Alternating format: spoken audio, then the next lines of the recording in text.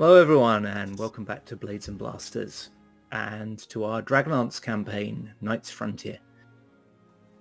Today we're up to session 7 and I have with me Ghost playing Baldwin, Walter Peck playing Dalrend, Bo playing Darius, and Slip playing Lady Isabel. And let's just get straight into it. Okay. Can everyone see? Yes. Okay. The night of the day after Lord Alfric's funeral brought unexpected violence. First, the night Eleonora was laid low by a dark cultist in front of Darius's eyes, and then the auxiliaries under Lady Isabeau's command killed the man responsible, the sorcerer Calinius, who, it emerged, was also a cleric of Morgion, dark god of disease and decay. The next morning, many of the auxiliaries sleep late, but Rubrum, who slept through the evening's events, and Aesh, who seemed strangely invigorated by his unusual and interrupted tryst with his fellow bard Keren, are up early and leave on some errand to the south with the merchant Udden Deepwell. A little later in the morning, Darius is breakfasting in the common room of the White Hart Inn when the elven scout Solinaran walks in briskly. So let's take you over to there. Okay. So it's mid-morning. You've slept in a little late, Darius, which isn't that unusual for you. You weren't involved in the fight with Calinius because you were busy trying to locate the two figures. Unfortunately, you lost their tracks in amongst all the other footprints in this outpost. You do remember hearing from Eleonora that the two figures did seem to know each other, but also were arguing. And that's preying on your mind. You know that the one that you haven't found is the one you suspect you haven't found is the figure of pure shadow that you spoke to, or that spoke to you. You're having some breakfast. The innkeeper, Jeffram, is cleaning the bar and looking quite somber. Events here have been disturbing for the common folk of the outpost. And the rest of the inn is deserted apart from a red-robed mage here. You don't know his name. He arrived for Lord Alfric's funeral, and he's sitting there having some breakfast himself. He appears to have slept in the common room, and when he notices you glancing in your direction, he nods to you in a friendly enough manner. Solinaran hasn't yet entered, so I won't put him on here yet. Did you want to say anything to the mage? Sure. So Darius is aware of the battle and the outcome, but he's also aware that Yes. there's another party at large. Is that correct? That is correct. Okay. He's also aware that something weird happened here in the inn last night. Apparently, Aesh took the other bard, Keren, to his room, and they were there together for some time, and then there was some kind of fuss, and apparently she left yelling at him, and he emerged naked and crackling with lightning. And he didn't think this wasn't particularly significant. So Darius, in the morning, as the pale lights of morning kind of spills across the old beer stains and the stale food that no doubt litters the floor and maybe the bar and the long tables of the inn, Darius sits there and pokes idly at 2 swollen sausages and a small flank of ham. There's a poached egg that's overdone right in front of him, and he calls over to Joffrey. Joffrey! Come here, quickly. Now, listen. Jeffram comes over. I certainly do not count myself as cultured, but I am indeed well-traveled, and if I could give you but a hint. The poached egg, don't simply drop it into the pot of boiling water. Dip it in a spoon it will remain intact and unspoiled, unlike this mess before me. But the bacon, my God, Geoffrey, the bacon more than makes up for it. But what can more than make up for it is this gentleman over here, to my right, in the red. I don't. And he he looks says, I don't recall seeing him around. Oh, that's old Lucius. That's he's a local wizard, lives out there in the wilds somewhere. Seems all right. Oh, he showed up yesterday during the day before yesterday rather. In the evening, he showed up for Lord Alfric's funeral. Is there anything that stands out in particular about that red mage? No, he's an older man. Yeah. He's an older man. He's eating with every evidence of really enjoying the food. You know, the food is a bit hit and miss. Some of it's good, like you said. The bacon's great. Well, I'm going to send him a side of bacon. Excellent. On Baldwin's tab. I've discussed this already. I'm not one of your own shit. I'm not one of your big spenders. I'm under budget here. You're all militia pay. You're paying on your militia pay. Fuck Fine. you. Continue. Geoffrey takes the bacon over, and the old man looks, and big grin crosses his face, and he nods across at you, Darius, and says, young man, when won't you join me?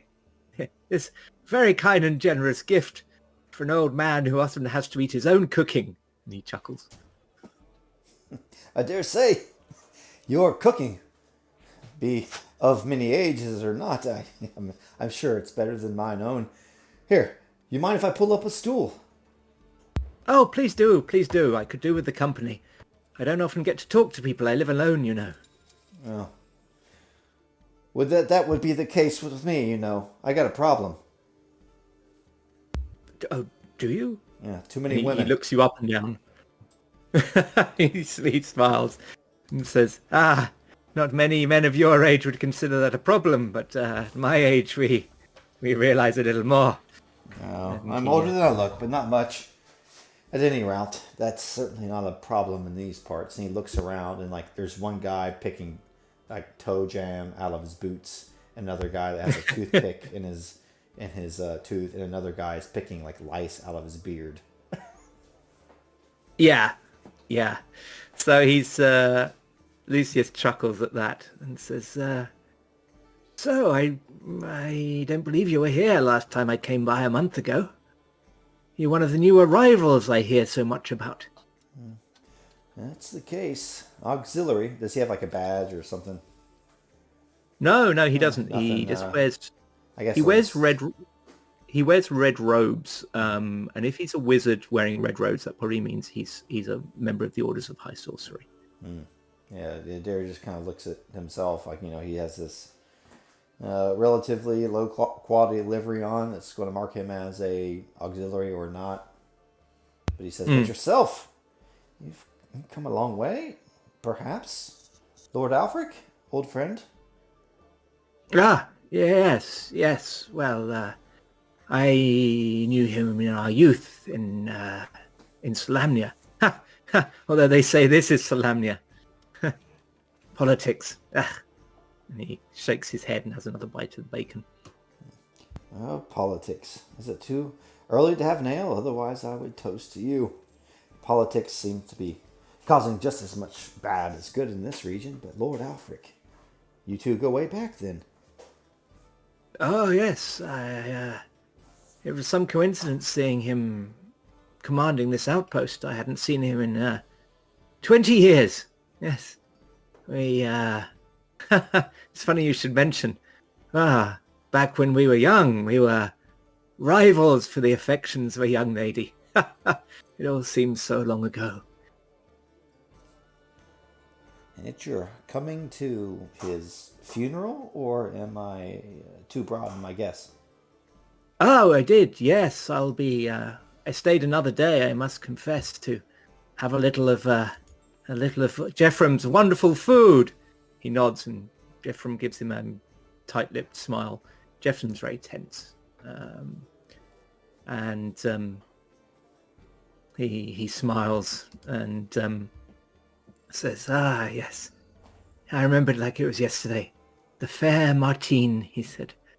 "Ah, but sadly she had neither of us.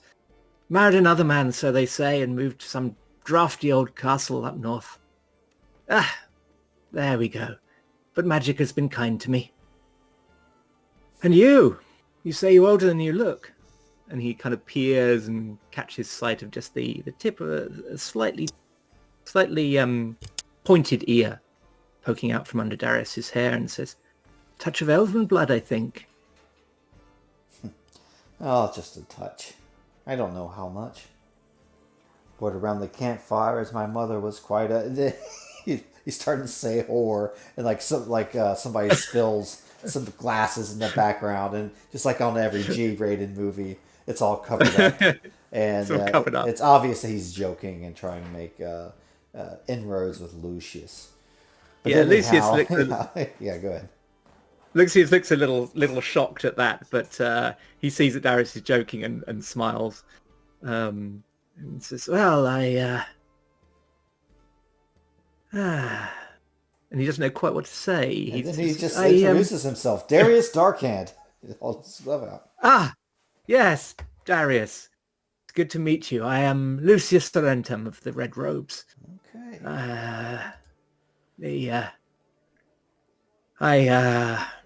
I hear there is one less sorcerer walking the land since last night. You and your friends are to thank, I believe." Oh, my friends more than myself. I put two to two together, and then I lost them in the shadows, as it said. But then again, I mean, that afforded me the rest of the night to carouse. But yes, apparently the one dastardly fellow who I think is involved in both of our late friend's death is, well, paid the ultimate price. Good. Horrible business. Spreading plague. Ugh. And he kind of moves his mouth as if he's got a nasty taste in it. And as he's talking, is that the case? And just as you're talking, in from the other side of the room walks an elf, tall, white-haired, slender and graceful. A cold expression on his face. You know who this is. This is a scout who is employed at the outpost. A Sylvan Esti elf from the Eastern Kingdom. Name was Solinaran. And he walks briskly into the room. Seeing Lucius, he nods in his direction. A little coldly, perhaps, but not impolitely. And Lucius inclines his head back with just a hint of a smile.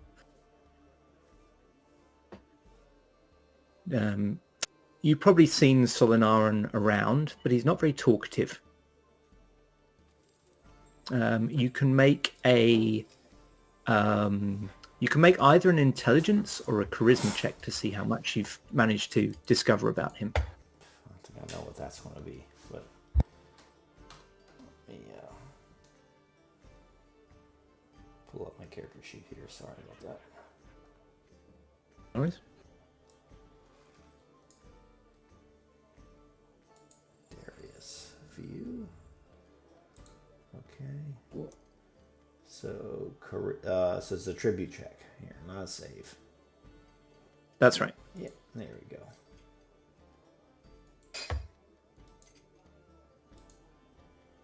I'm not seeing anything. Hey. 23. Yeah, boy. Wow. Okay, I'm you know a fair charismatic. amount about him. Yeah, so Dolinaran does actually give you a slight smile. You get the impression that he feels a little sorry for you, Darius, because he he views your mixed heritage as an affliction that you've had to bear with, and so you think he kind of pities you a little. You also notice he does look down on the humans here a little bit. He feels that humans are, this just, they rush everything. They never take the time to learn things properly. They've got a very young and immature culture, and they'll never really have the time to reach the level of learning, the level of grace, the level of magical knowledge of elves. So he's very prejudiced against humans, but doesn't, and other races as well, but doesn't view it as an illogical or offensive thing. He just thinks it's logic. That's what he tells himself. He also has a sister here, and her name is Elisira. And you've seen her about. She wears a mask over the top half of her face, and she seems very shy. Doesn't like to talk to people. You probably tried to talk to her a couple of times because you think she might be quite attractive under the mask, but she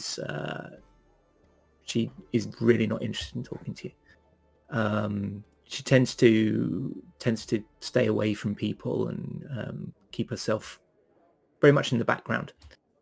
From Aesh that she does a little bit of a light sort of sewing work and repairs of clothing and so on.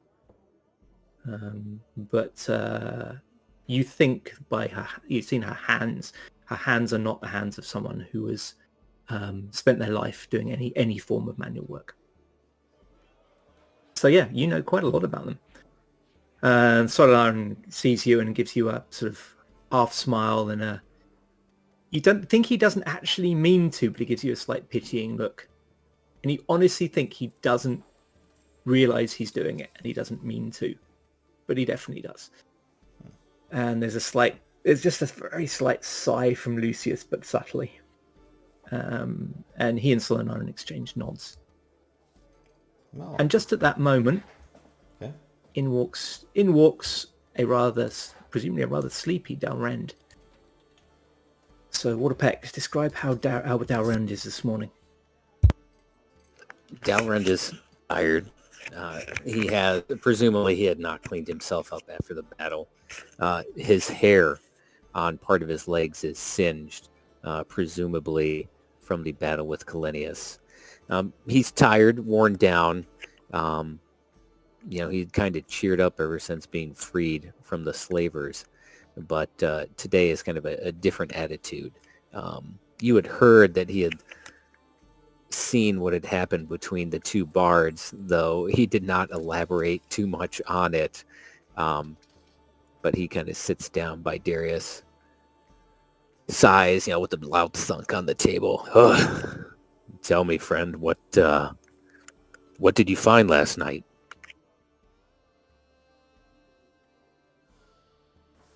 It was a long night. It was a late night, but word around the campfire, my friend, is that you got the brunt of it.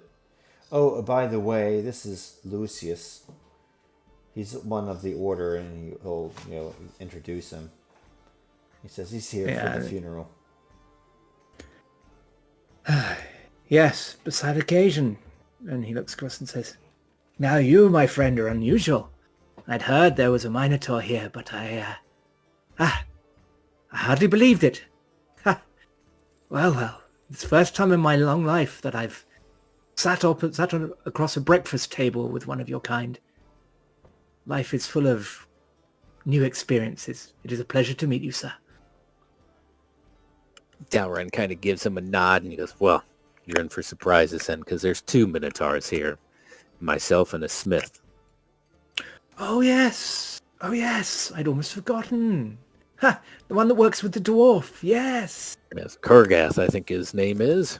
That is correct. Yeah. Ha! Yes. I'd forgotten him. Ha ha! Do you know I've never actually spoken to him? Funny, but I have so little need of a smith's services. Huh. He's kind of shaking his head as if thinking like, oh, how stupid of me. Well, he is not quite as interesting as I am. He stays around the forge, but I've had quite the interesting week ever since arriving here. So I hear. You and your companions are quite the talk of the outpost. Darius and Aren, you can both make an insight check.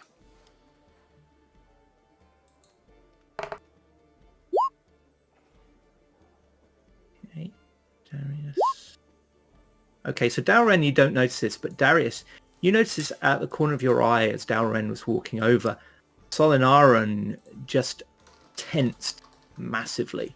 His lip curled in distaste as he looked at Dalren, which he swiftly tried to suppress. But he did take half a step back as Dalren came in, as if kind of like, as if like someone had thrown a pile of refuse on the floor and he's kind of stepping back from it. He really takes that kind of like, oh God. Oh my. Yeah, and then kind of gathers himself and realizes he's openly showing emotion like some human, and starts walking towards the doors to the rooms. Dalren, being tired, is completely oblivious to this revulsion and just kind of keeps plugging away with Darius, and he goes, it's you. You're the one that saved Eleanor's life. Your quick thinking and trailing them allowed us to get her to the temple. And she's not much to look at anymore, but it's all thanks to you that she's alive.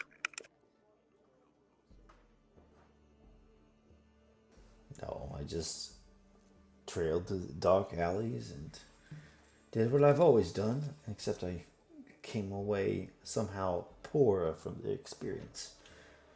But she's going to be okay, yeah? Okay, I suppose, is a relative term. She's not dead, if that's what you're asking. That's better than the alternative, I suppose. She didn't end up like Kalenius, missing a head. Of course, I did all the hard work, and Lady Isabeau finished him off, but that's neither here nor there. If it's neither here nor there, then why did you mention it, Dalrand? I don't know. Why don't you tell me? Between the two of us, I consider you the superior warrior, is why. And yet she's the auxiliary captain. Yeah. Lucius chuckles. He just kind of sticks a bunch of bacon into his mouth and doesn't say much about that. You hear Solinaran saying something to Jephram. He kind of paused at the door to the rooms, decided not to go that way, and went over to Jephram, and you hear him saying, good Jephram, I wonder, could you perhaps convey a message to Lady Isabeau? Are we waiting out here? Geraint, our commander, has a message for her. Thank you. And Jephram sort of says, oh, well, you could go and knock on her door if you like. I mean, and Solanaran says, well, that would be improper. Jephram replies, well, I'm not saying you'd walk in or anything. And Solanaran says, I would not knock on a lady's chamber unbidden. And he goes and just cuts the conversation off by just going and sitting down. And Jephram sort of like sort of gives this look of across to Darius like, okay, and then goes off to knock on Isabeau's door. Dalren kind of hears this, I presume, and yes, leans into Darius, and it's coming from a Minotaur, so it's just terrible because, I'm Isabeau, and I love Geraint.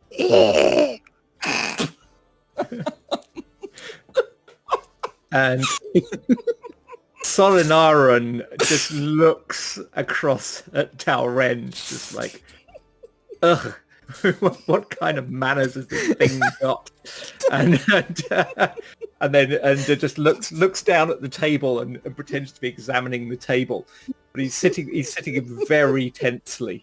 It's like, It's like the whole room is now somehow contaminated. Dalren reaches to his loincloth and pulls out his no. totally Oh, no. not a cock ring and slams it on the table and goes to Darius. I bet you it's a love letter. Lucius kind of rears back when he sees where the ring came from. It's like, oh! And sits very much back. How does Darius respond? I want to steal the cock ring. Just agree with him. So I want Make to eye contact. give... It's just sitting on the table. I'm going to give Yeah, you can- Dalren half of my meat because I've already had my fill of bacon. I want to tell him how good it is. And while his eyes are on the bacon, I take the ring to show him he might be the superior warrior. You're But not careful. if you're not You're careful, about to get all of you're- Dalren's meat. you're gonna lose all that's worth anything to you. I'm going to Okay. roll perception as soon as you roll sleight of hand. Okay, so this is going to be sleight of hand versus perception. Yeah. Here comes Dalren getting another nat 20 on perception to protect his cock ring. We've already seen it. Yeah, once. he'll beat that. There we go. Oh, you can't take a Minotaur's cock ring. So he's like leaning his head back, just like inhaling all the meat that he was offered. What and, was you that know, again? kind of Say that again. carefully. Yes, Say that yes. line again. Could we just pause for a second? At this point, I would just like to say, for the benefit of the internet in general, I apologise to Margaret Rice and Tracy Hickman for what's happening to their world right now. Carry on. I also apologize, but It's only dirty if your mind is dirty. Really? Yeah. we, I never- we've said it pretty plainly, but let's I continue. not once did I think there was anything other than me describing shoving all that meat into my mouth as he slowly reached his hand across the table to my special ring. And without even lowering his head, he slams his like left hand down around his wrist and like just squeezes the living piss out of Yeah, it. Like, his right wrist comes up like, God, Newman. Like, ah. Okay. Yeah, let both of you get to make an initiative just oh, to see whether he gets his hand out the way We're first. gonna fight over this. It's Darren. Oh. Oh. So what's your dexterity, Darius? he's got to So be you're- fast. 16. He's got to be more than 30. Yeah, Yeah. he's Oh, faster. that's very close then. Very, very close. So do you want to describe that? You just managed to get your hand out as he slams his down towards it. You won't be able to grab the ring. I get my hand out of the way, and it comes up like barely gets out of the way, and then it comes up like behind Talran's left ear. It has like a piece of bacon. It has like a piece of bacon in it, like you do with a little kid. And it's just he's like, what are you? I wasn't trying to do anything. What are you crazy? He's like gaslighting him. Like you had a long Yeah. night. You had a long night. Yeah, Ren's no idiot, and he's just like, I know those hands end up where they shouldn't belong frequently. And he kind of takes the ring. I goes, I offered you it fair and square in a bet, but I guess we'll store this for safekeeping. He just like jams it back down his pants. It's like, oh, don't store Solanaran it gets there up from again. his table. Solanaran gets up from his table and moves several tables away from you guys. Isabeau, there's a knock on your door. Isabeau rises. She kind of jolts up in bed, rubs her eyes, and it takes her a minute to even orient where she is. Having finally moved back to her quarters after sitting up with her, Eleonora? Eleonora, and had finally fallen asleep again. Now was awoken by this, and finally she groggily says, "Who's there? What is it? Give me a second." A voice at the door says, "Oh, it's just Jeffrem, innkeep, my lady." Jeffrem. Yes, of course. This moment, she kind of pulls on a robe and walks to the door and opens it just a minute. Yeah, you discover that Jeffrem's there with his hand over his eyes. And he sort of keeps his hand over his eyes and says, just a message, my lady. There is there's an elf, Sorenaran, you may know him, the scout. He says he's got a message for you. What's the message? Oh, he didn't say. He's waiting in the common room to deliver the message. Of course. All right. I'll be down shortly. And she goes back, shuts the door, latches it, and I guess throws on, her padding and some armor, and pulls a brush through her hair real quick and heads downstairs. Okay. Yeah, you walk into what's happening between Darius and Dalrend as she walks in. This will be a few minutes later. They're I would imagine joking by now. Ren doesn't take too much offense. He knows Darius's nature, so he's not going to razz him too hard. And he's probably chasing the dog or getting a beer. Hair of the dog, yeah. The hair of the dog, yeah. I'm kind of trying to bring Lucius into the fold as well. Trying to make him welcome. Darius, you've definitely noticed that you find Dalren very easy company. You find him really easy to get on along with, and you're very comfortable in his company for someone that you've known in such a short time. You definitely feel a sort of you're on the same kind of wavelength as him. So yeah, Lucius is laughing and joking with you. You find he's a little bit socially awkward. He does mention he lives alone. But yeah, he's quite happily joining in and laughing by the end of it, which is quite a contrast. As Isabeau walks in, she'll see the three of them laughing at this table. Jeffram he's got this kind of air of worry about him ever since Lord Alfric's death. And he's looking tense. And then you see this elf over here, about as far away as he can get from the other table, and glaring very disapprovingly in their direction. Does she happen to catch, coming down the stairs or walking into the room, any bits of what they're saying? Probably. What are you guys talking about?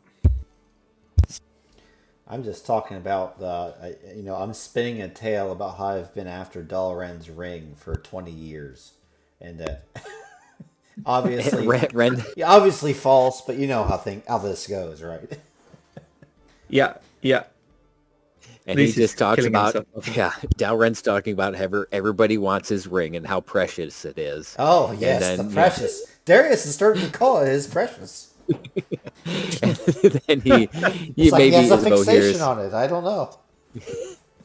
Isabeau probably hears Ren, definitely inflating, just like the fight with the Knights of Daraka, about his contribution to the battle, and maybe talking to Lucius about how he thought a powerful sorcerer like Kalenius would put up more of a fight, but his giant sword makes short work of him.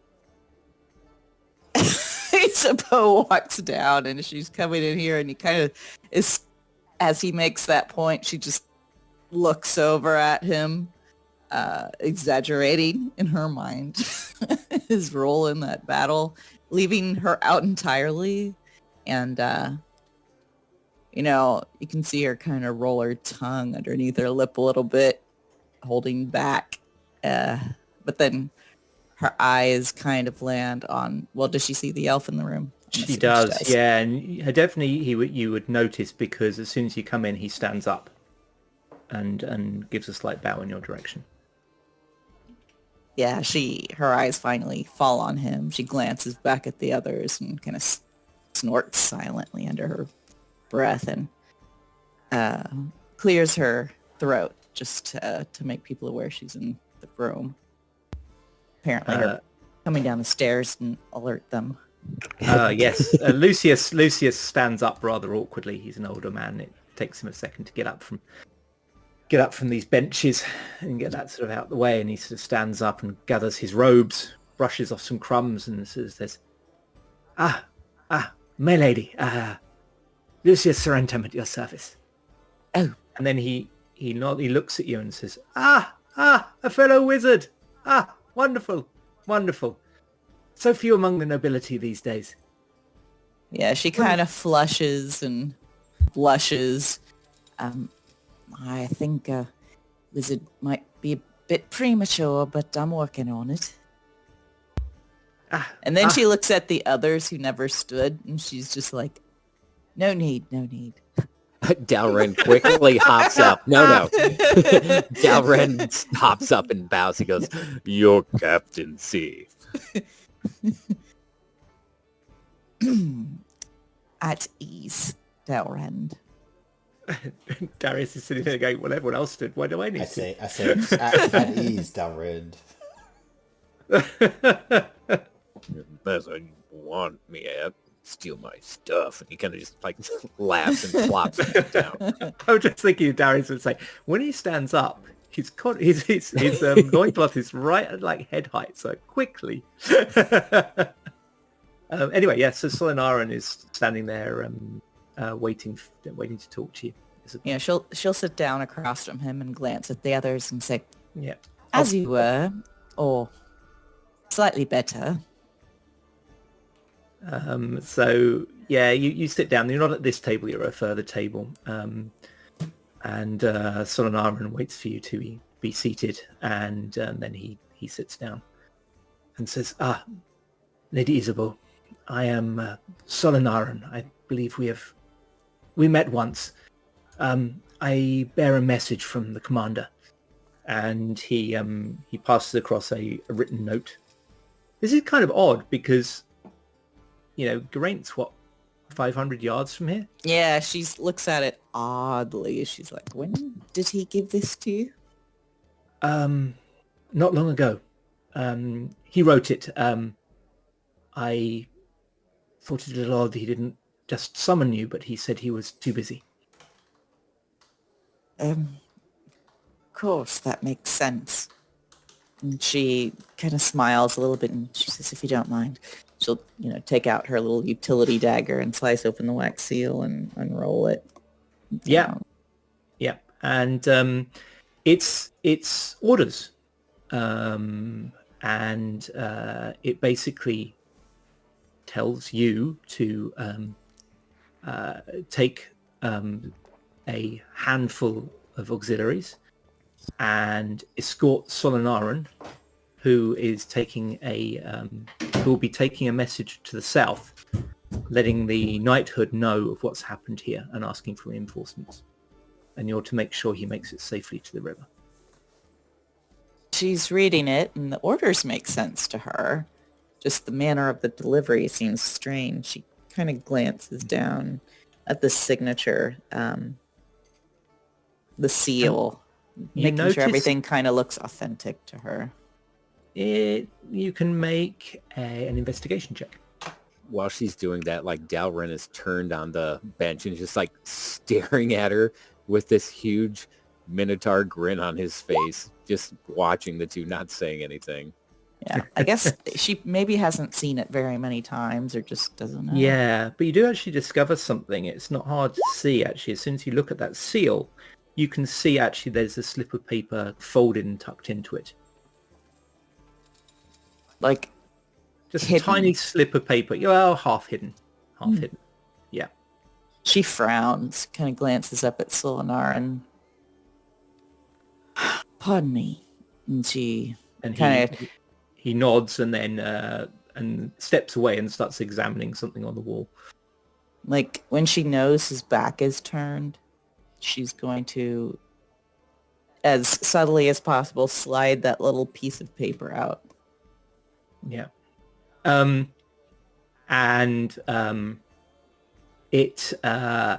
It's kind of in scrawled writing, but it does match the writing on the orders. It's just, this is written very unevenly. There's you think this is ripped out of something larger, and you catch kind of little pieces around the edge where it looks like, bits were crossed out, and then he's kind of ripped out the section that went how he wanted to. And it basically says, Dear Isabeau, sometimes our duty means that we cannot follow our heart. And that's it. That's all it says. It's a very small piece of paper. And it just says Geraint. She is baffled. Just baffled reading it at first.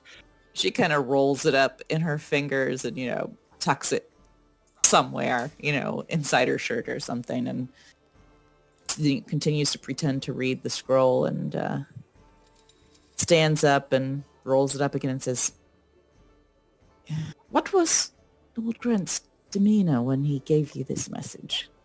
And Solanaran says, "Hmm?" And he turns around and says, "Oh, my apologies. He his mouth works a little bit before he says anything more. He and I are not friends. She just nods. In my presence, he is habitually cold. I see. We have little regard for one another."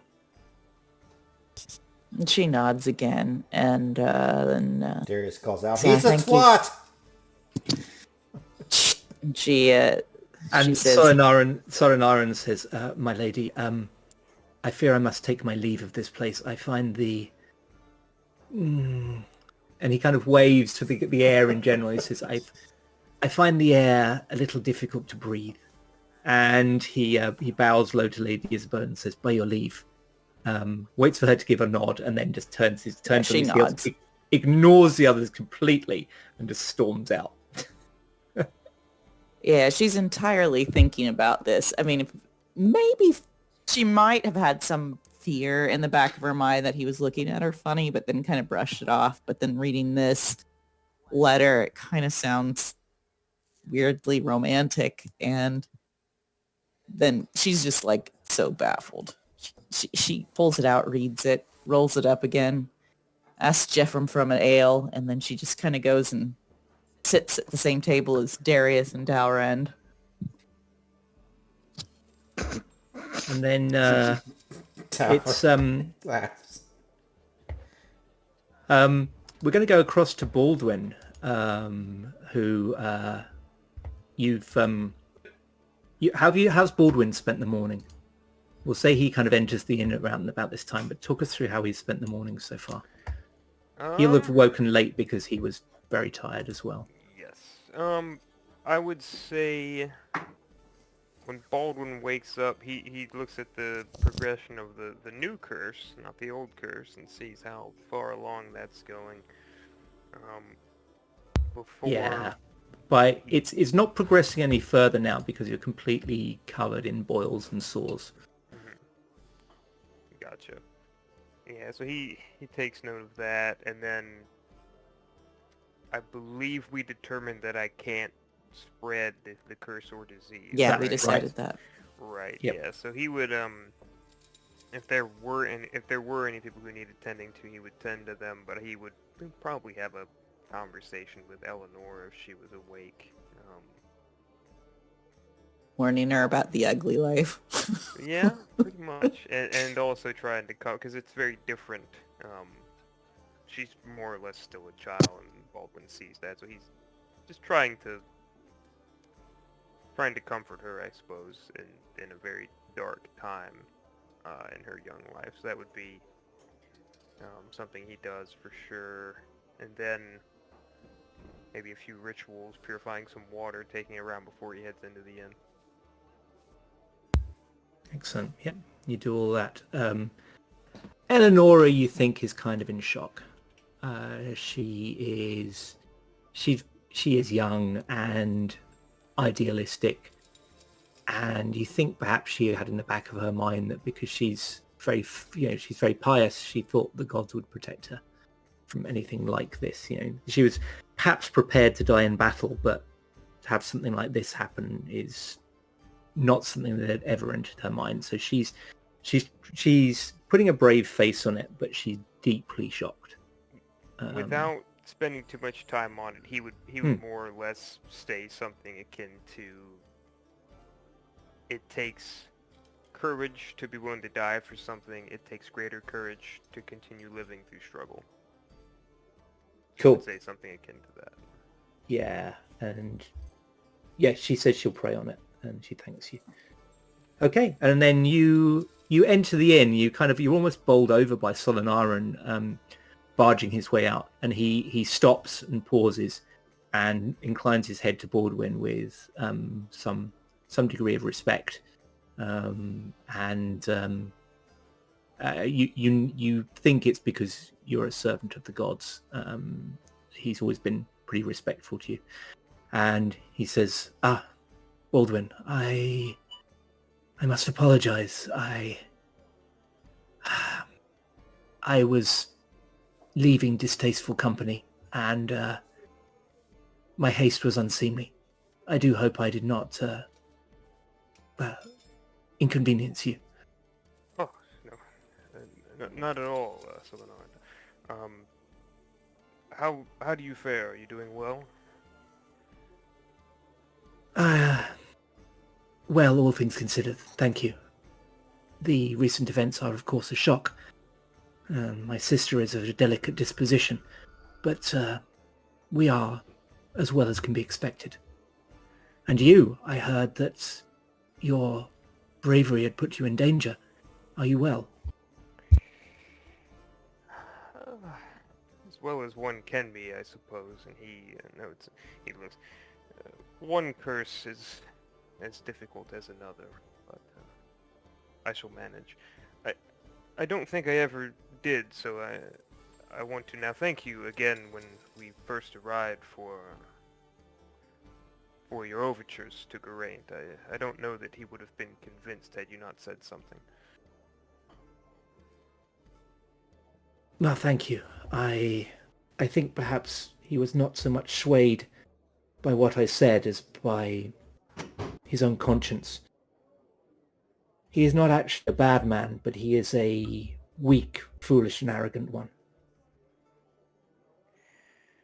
Well, one thing we can't fix, but those other things can be improved upon with time. Perhaps.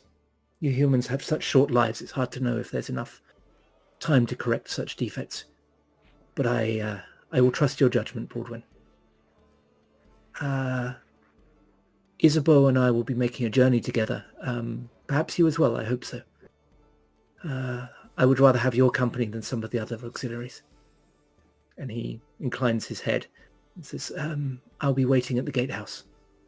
I hope to see you later. Very good. I do as well. He nods to him and lets him pass. And then you walk in. What's the scene as Baldwin walks in? I think as he was speaking with Solinarius, Isabeau had sat down and she was just kind of like dazed for a second, the conversation kind of passing her by, but then her brain kind of catches up with what they'd been saying and she looks at Darius and says, and then also at Dalrend, you can't speak of him that way. Hint all you like, but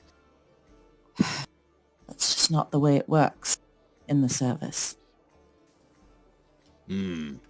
How does it work? How does one attain honor, respect, privilege, captaincy?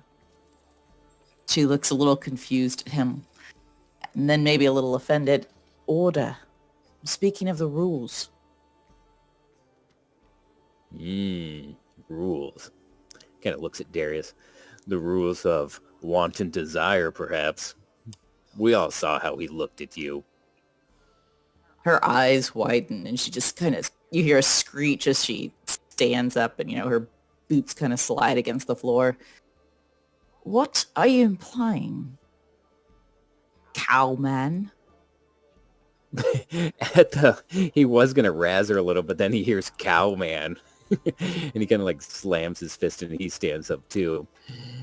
And he looks at Darius and I think what the cowman was saying. He mimics her caress that she did to Geraint. Oh, I'm so sad. Hold on a second. I think what the cowman is saying is such signals could be misconstrued.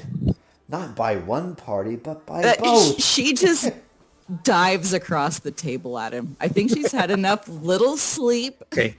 And stress. What is this madness? And she's been hearing all these whispers. Ask all behind her back.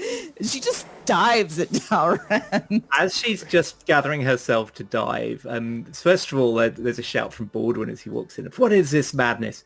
But then a much louder voice as you notice that Lucius has suddenly, he's grown to about double his height, and he booms out, "Enough!" And he looks down at you all. I think Isabeau is halfway across the table. Yeah, if she wanted to, she can tackle him. He'll like kind of reach out to absorb the impact and roll with her. Yeah, she kind of before like he drops rolls off, like just shocked, and then kind of sits up on the seat, kind of dusts the seat off, like in discomfiture, like, oh, that was so out of character. Why did I do that? Yeah. And go ahead. I was gonna say Dalren, he, after she rolls off, he's kind of down on his side and he props up on a elbow and he's smiling, like he's not taking offense to this as much as he probably should. And he's like, "Oh, I see you're running into my arms now too." Then he keeps laughing. And Lucius towers over the both of you and kind of puts a hand between each of you and gently but firmly pushes you apart, like a hand on each of your shoulders. And he says, Now, everyone be well behaved in Jeffrem's inn, please. Poor man's had enough shock to his nerves." And he said, "Lady Isabeau, I think your language was rather unseemly. Perhaps you would care to have apologized to your friend here. And you in turn, Dalren, I think your joke was not perhaps received in the way that you meant it. I think it was rather poorly judged." Isabeau actually has to think a minute to think of what she said. For one, she was so mad too, like it just didn't, I don't know, in the moment, just reverted to that middle schooler. But she does kind of like blush. She's been caught out on bad behavior, and that's legitimate. And as a knight with honor, she stands up and she puts a hand in front of her chest and gives a stiff bow to Dalren. "If you'll forgive my coarse language and maligning of your people, I spoke not to malign them as a whole, only as..." Only Sorry, you not individually. And then she just stops, and actually she kind of grins a little bit. And she says, "What I mean to say is, I beg your pardon, sir." And you can see the wheels turning in Dalren's eyes as he's like debating what to say. And he finally goes, I didn't mean to suggest you earned the captaincy based on your skills on your back as opposed to those on your feet. I'm sure it was based solely on merit in your, he kind of looks her up and down, lineage? Yes, lineage. And she gives a tight smile, just kind of nods, sits down next to him and gives him like this stiff stealth elbow in the ribs. So turns out that was the scene as Baldwin walks in. Should I come back later, or...? Forgive me, it's been a rough night. She says, "Sir Baldwin, please join us. There's things to discuss." But then she kind of looks at Lucius and she says, "Oh, I do apologize." No. We'll take this table over here." And she kind of gestures them out. She's not going to oust an old man. No. He says, no. And he's already picking up his bacon. And you think he's actually picked up some of Dalren's bacon, actually doing the process. I'm not quite sure how that happened, but it seems to have made its way onto his plate.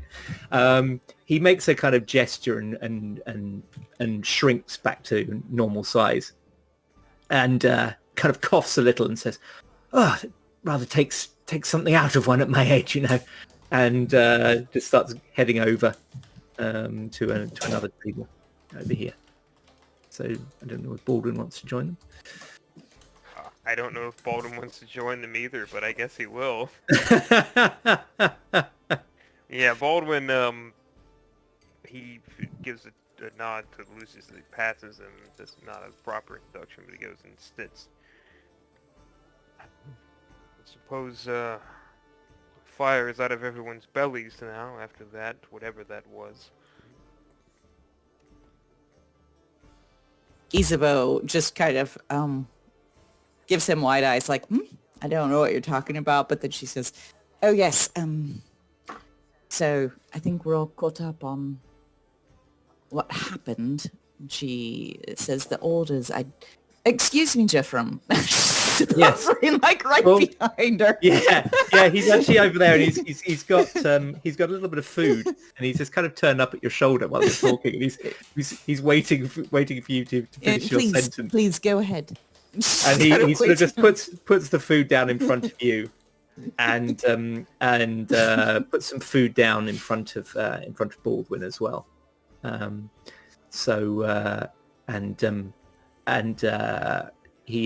then says, my lady, sir, he says, it's on the house. It's on the house for both of you. And now Red, you got no such offer. Yeah, you see like Ren, like he's like super offended, and his hand like kind of slowly, like maybe like spider creeps towards her food, and then like stops and changes his mind. Yeah, she chomps in, just like looking almost smug. So yes, and she kind of glances back at Jeffrem, lowers her voice a little bit. I did receive these orders to accompany Solinarius into the wilderness, but also was enclosed this.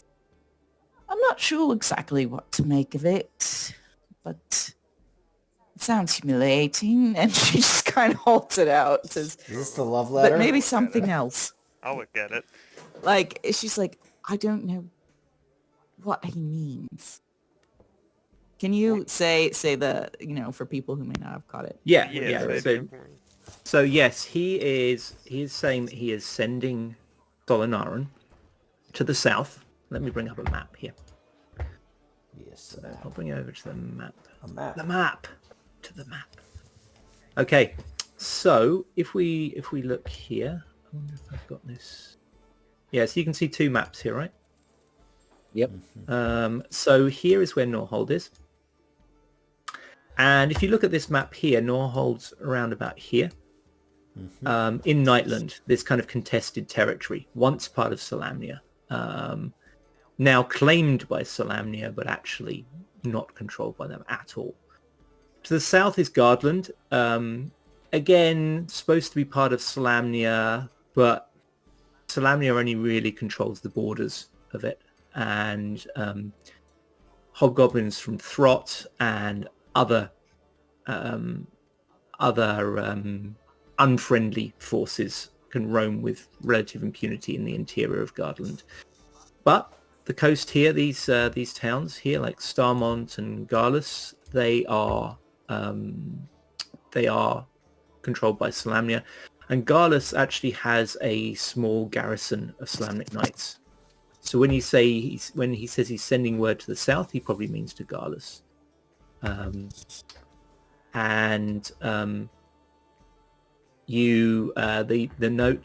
orders basically say he is sending Solinaran with a message to take to the knighthood, and he wants Isabeau to take a few auxiliaries and to escort him as far as the river to make sure he gets there safely. Right. He's basically going to report what happened to Lord Alfric, say, look, okay, our CO's been killed, we've got dark cultists, and you know that batch of plague we had before probably wasn't plague. So if you think they're down to 2 knights, you and a few men-at-arms as auxiliaries, and they've got a ton of knights of Naraka camped who knows where, but probably not far off. And then once they decide to deal with you guys, they'll probably just swat you. So it's not a great situation. No, what does the private note say again?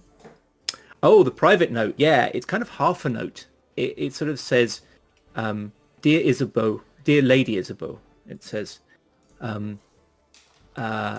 sometimes duty prevents us from following our hearts. and then just says Geraint. Okay. She thought about showing them that 'cause she thought it might have like some real meaning behind it that she wasn't interpreting, but then she just gets embarrassed, kind of tucks it back in and says, so, yes, since all of you are on duty today, I think we will be accompanying Selenius on his journey. So, take what time you need to prepare. And I don't know if she has like any kind of time, like maybe that was actually mentioned in the conversation with Selenius. If not, we'll get yes, the info. yeah, he's actually waiting to leave at the gatehouse. Okay. Supposed to be leaving as soon as possible because I think this is something Geraint wants taken care of. Baldwin, he looks at the orders, looks at Isabel. See, do we know how far away Garland is? She'll think about it. Like, how far Yeah. away do we think? So the river you can reach in less than a day. Garlus is probably over a day's journey, but you don't need to see him that far. Basically, once he's across the river, he's in safe-ish territory. We need to travel about a day's journey and then see him across the river and then we can head back. I see. I think we should provision 2 days just to be safe in case there's an unforeseen circumstance, but it seems a day trip. She nods and says, that sounds prudent. All right, let's meet outside the gate. 1 hour. Yeah, Baldwin will he'll pick and eat some of this food. He'll look at does this food look like anything I could just wrap up and eat later, or is it gonna be not so Yes. good later? It's salted meat. It won't be. Yeah. He'll wrap it up. Yep. Yeah. Sausages, bacon. You know, the egg won't be great, but it isn't great now. So Just eat the egg, eat the rest of it. cool. Yeah, and the there's kind of a wooden platter on it, but really the bread is thick enough to almost be a trencher. It's sort of served on bread to soak up all the meat juices, so you can just kind of fold the bread over it and make an impromptu sandwich. Okay? Should we just fast forward to when you guys meet at the gate? Yeah, can we take 5 minutes maybe? Yeah, absolutely. Okay, Well, we'll I'll take spend 5 minutes describing Ren bathing in the pond nude singing while you're gone. Beautiful. I expect nothing less than what Zypher would do. He turns around in the pond to see Darius rummaging through his loincloth. Sorry. I'll get you yet, Darren. Oh God. Finally Immortal gets the battle. ring. It's my Skeletor voice. Okay. Man. See you guys in 5 minutes.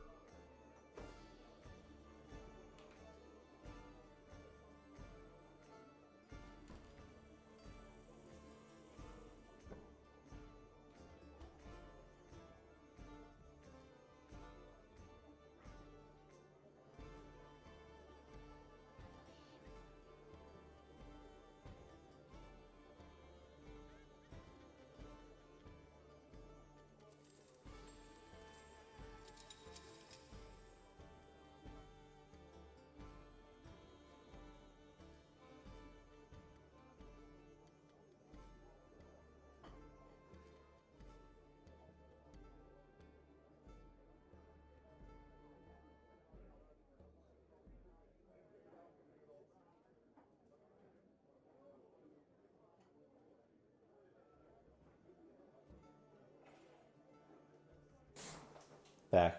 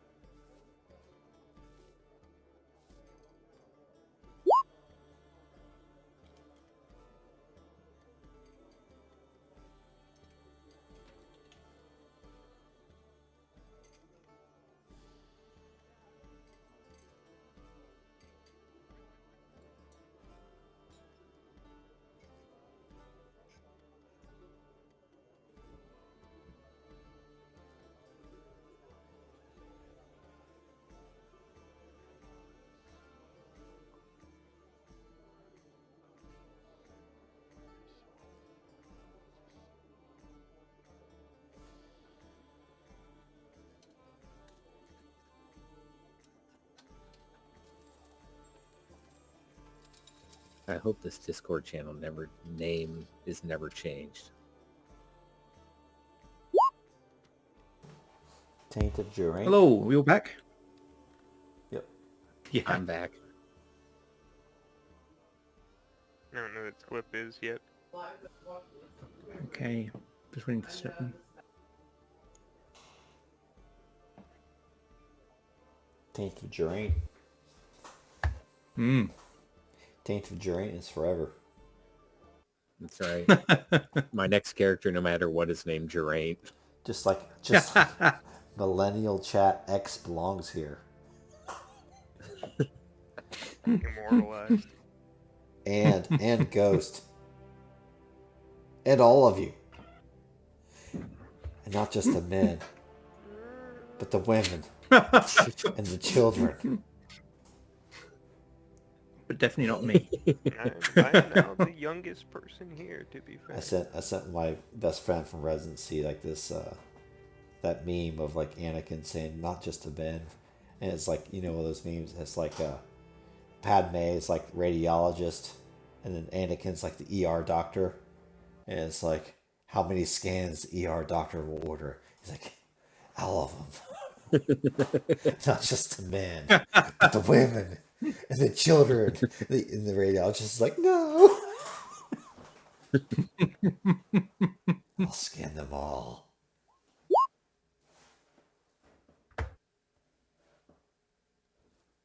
Okay. I think that's everyone. Mm-hmm. All right. Is the recording still running, or do you want to restart it? No, we're good. Okay. Right. Okay. We'll pick up an hour later at the gate. So let's actually go over to here. It's a better picture of the gate. So, I'm just going to hide a load of stuff. This is still from an earlier scene. Okay, and we don't have Ruben there. Probably for the best. Okay, Baldwin, Darius, Darwin, Isabeau. Okay. Captain's fashionably late. Okay. He's huge. And the other person there is Solanaran. So he is up here in the gatehouse, and you all meet up there. When you arrive, he's actually talking to Lucius, who is down waiting at the gate, sitting on a horse. And they look up as you arrive, and once Isabeau arrives, Soladarin says to her, my lady, I hope you'll forgive me, but I offered the protection of our company to the wizard here. Solinar and then Lucian said, I,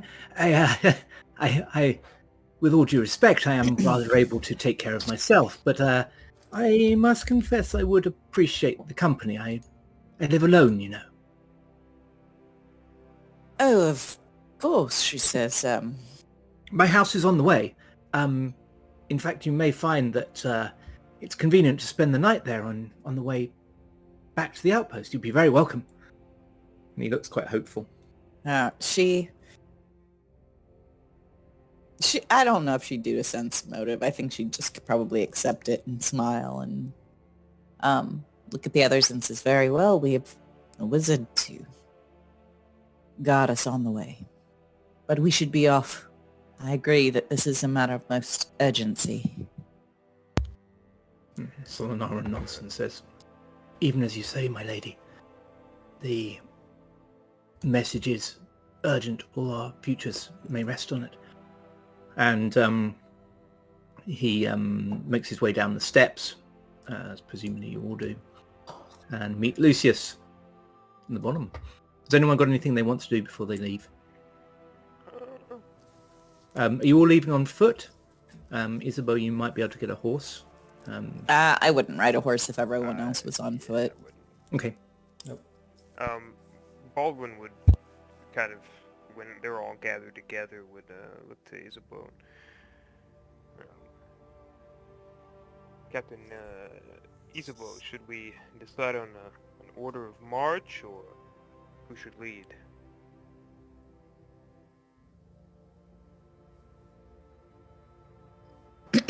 She kind of coughs to cover her discomfort over the question, and having not thought about it, she says, we should guard the front and the back, 2 by 2.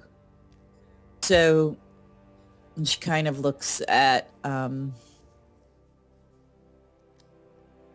all and says, Baldwin, could you take the rear with Salinaran? I can, Captain. Actually, of course. Out of character, real quick. Wander.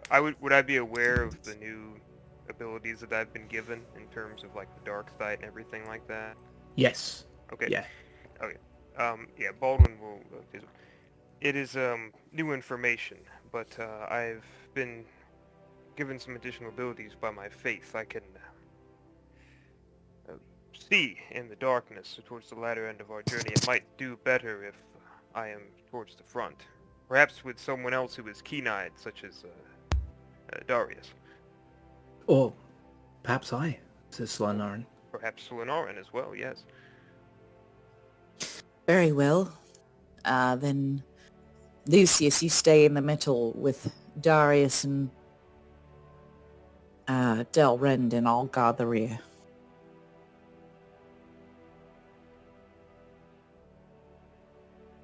Yeah, okay. So like that? Yeah. Dalren's like, yeah. Putting the scout in the front. Good decision, Captain. There's always one problem. Yeah, solved she in just in a platoon. ignores it or says, "Thank you."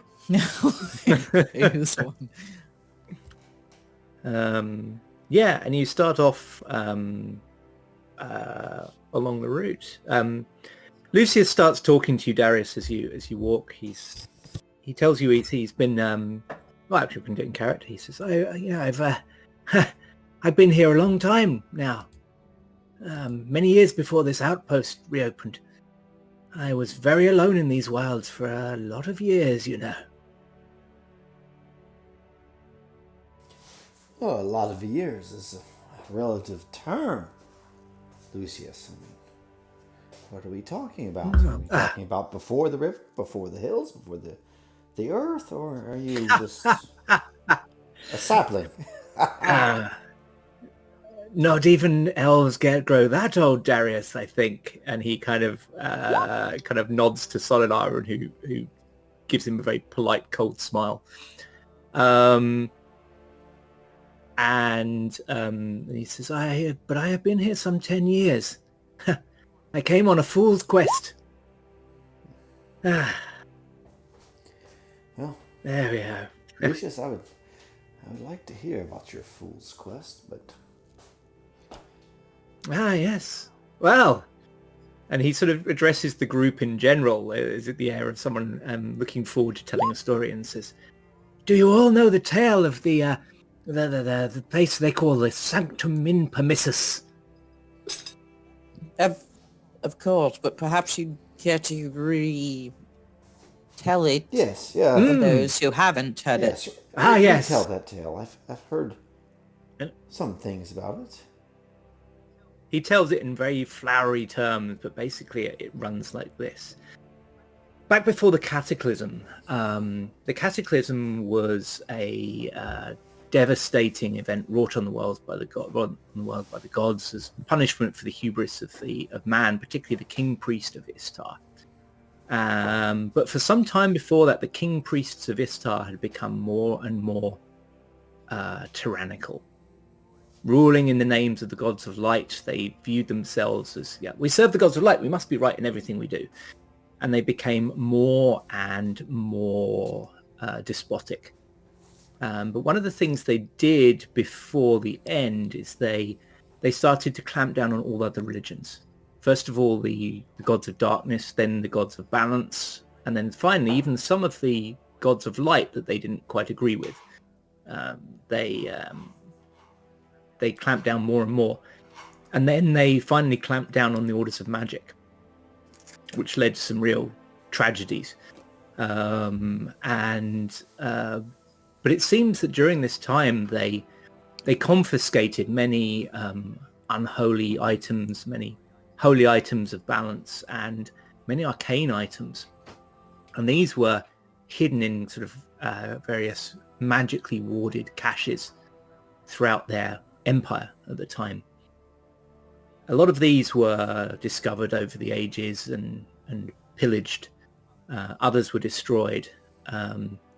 It appears that a couple of centuries ago, when there were dragon overlords, huge dragons that devoured magic to power, devoured magic from magic items to power their own magic, which kind of warped the land. They destroyed several of these caches to drain the great power of the items within.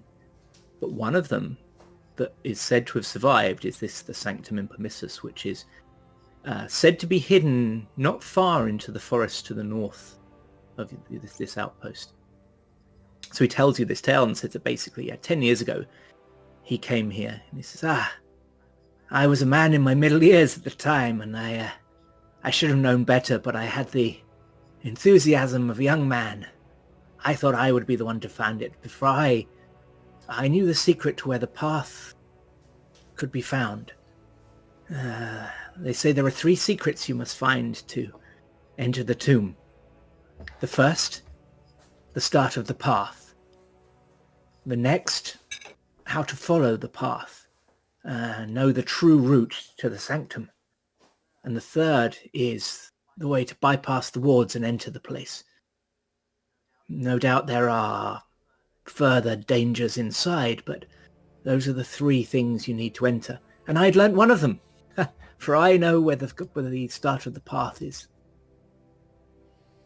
Yzabo, who's kind of taking this all as folklore until then, kind of laughs, like not sure if he's joking. Oh no, I'm quite serious, my dear. A little way into the woods to the north of here, there is an old ancient archway. It stands alone. Many who have seen it think it must be the remnant of some old building or some ruined structure, but no, it was always built to stand alone. It marks the start of the path. Travelling through that arch is the only way to enter the path to the sanctum. Otherwise, you could cross the path and never even know it. You would see nothing. Sadly, I never learnt more than that. The other 2 secrets have always eluded me, and over time I gave up on my dream. But at least I didn't have such a dark fate before me as those who first came to Norhold centuries ago looking for it. Centuries ago, you say? And she's actually kind of at this point pulled out her journal and is just kind of making notes. She likes to. Yeah, It's a new legend. he seems to enjoy the audience. He said, yes. Not long after the War of Souls, many, many long years ago, there was another outpost built here at Norhold, on this very site. Why, when Lord Alfric came this way, he found this a perfect place to build because the remnants of the outpost were here. Long rotted, but the mound still survived, and the remnants of a tower. Yeah, the stone that forms the base of the tower now, that is from this time, this earlier Norhold. But they came to a sad end. 10 years they survived, but before anyone could spread much further, they and all the surrounding outposts were overrun. The cults of the dark gods have long been strong in this land, and the settlers came out with them amongst their numbers, hidden, secret, were many dark forces. The outpost was betrayed from within and destroyed. A night of murder, it is said. It is a dark thing when servants of the dark gods decide to set aside their differences and work together. They can achieve much.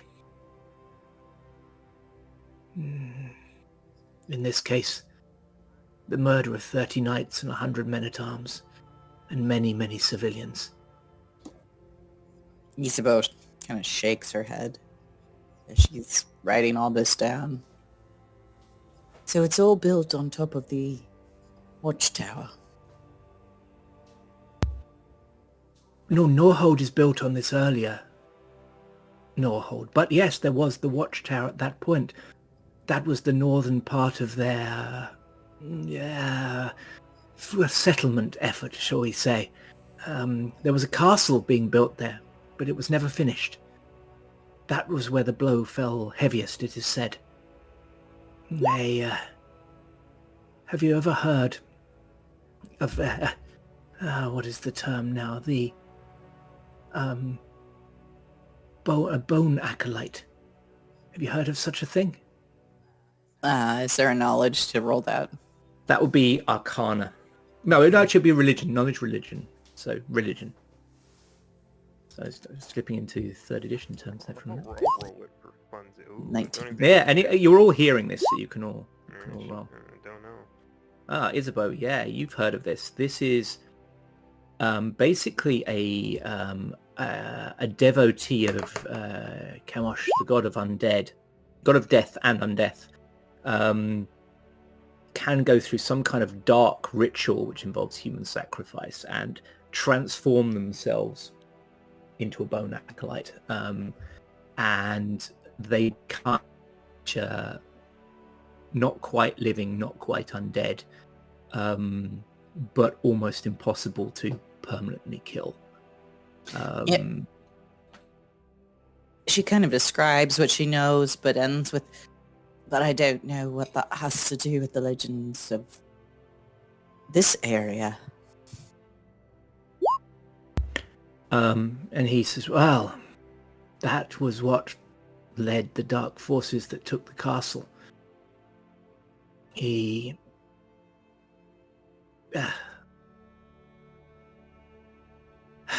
Servants of Chemosh, hidden amongst the knights, opened the gate one night, and the bone acolyte led his forces in. Many knights were slaughtered in their beds. He fought the commander of the outpost, a great knight of the Rose himself, and although he was struck down 3 times by the knight, each time he would arise again. But the knight, being mortal, tired, and finally was slain, much though he was the greater warrior. It was a time of great darkness. Did any survive? A few survived to take the tale home, but very, very few. There were hundreds that had colonized this area at the time, and merely a handful survived to return to Salamnia.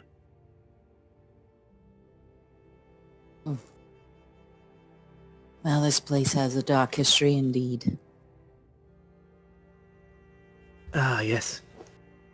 Alfred was very keen to find the sanctum, I know. He felt that if such a hoard could be found, then settlers, perhaps some motivated by greed, admittedly, would flock here. And then Salamnia would have no choice but to send substantial forces to protect their people.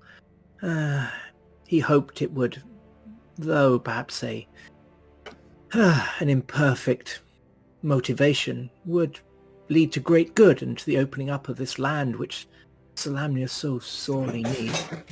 Now, who is speaking right now? That's Lucius. Okay.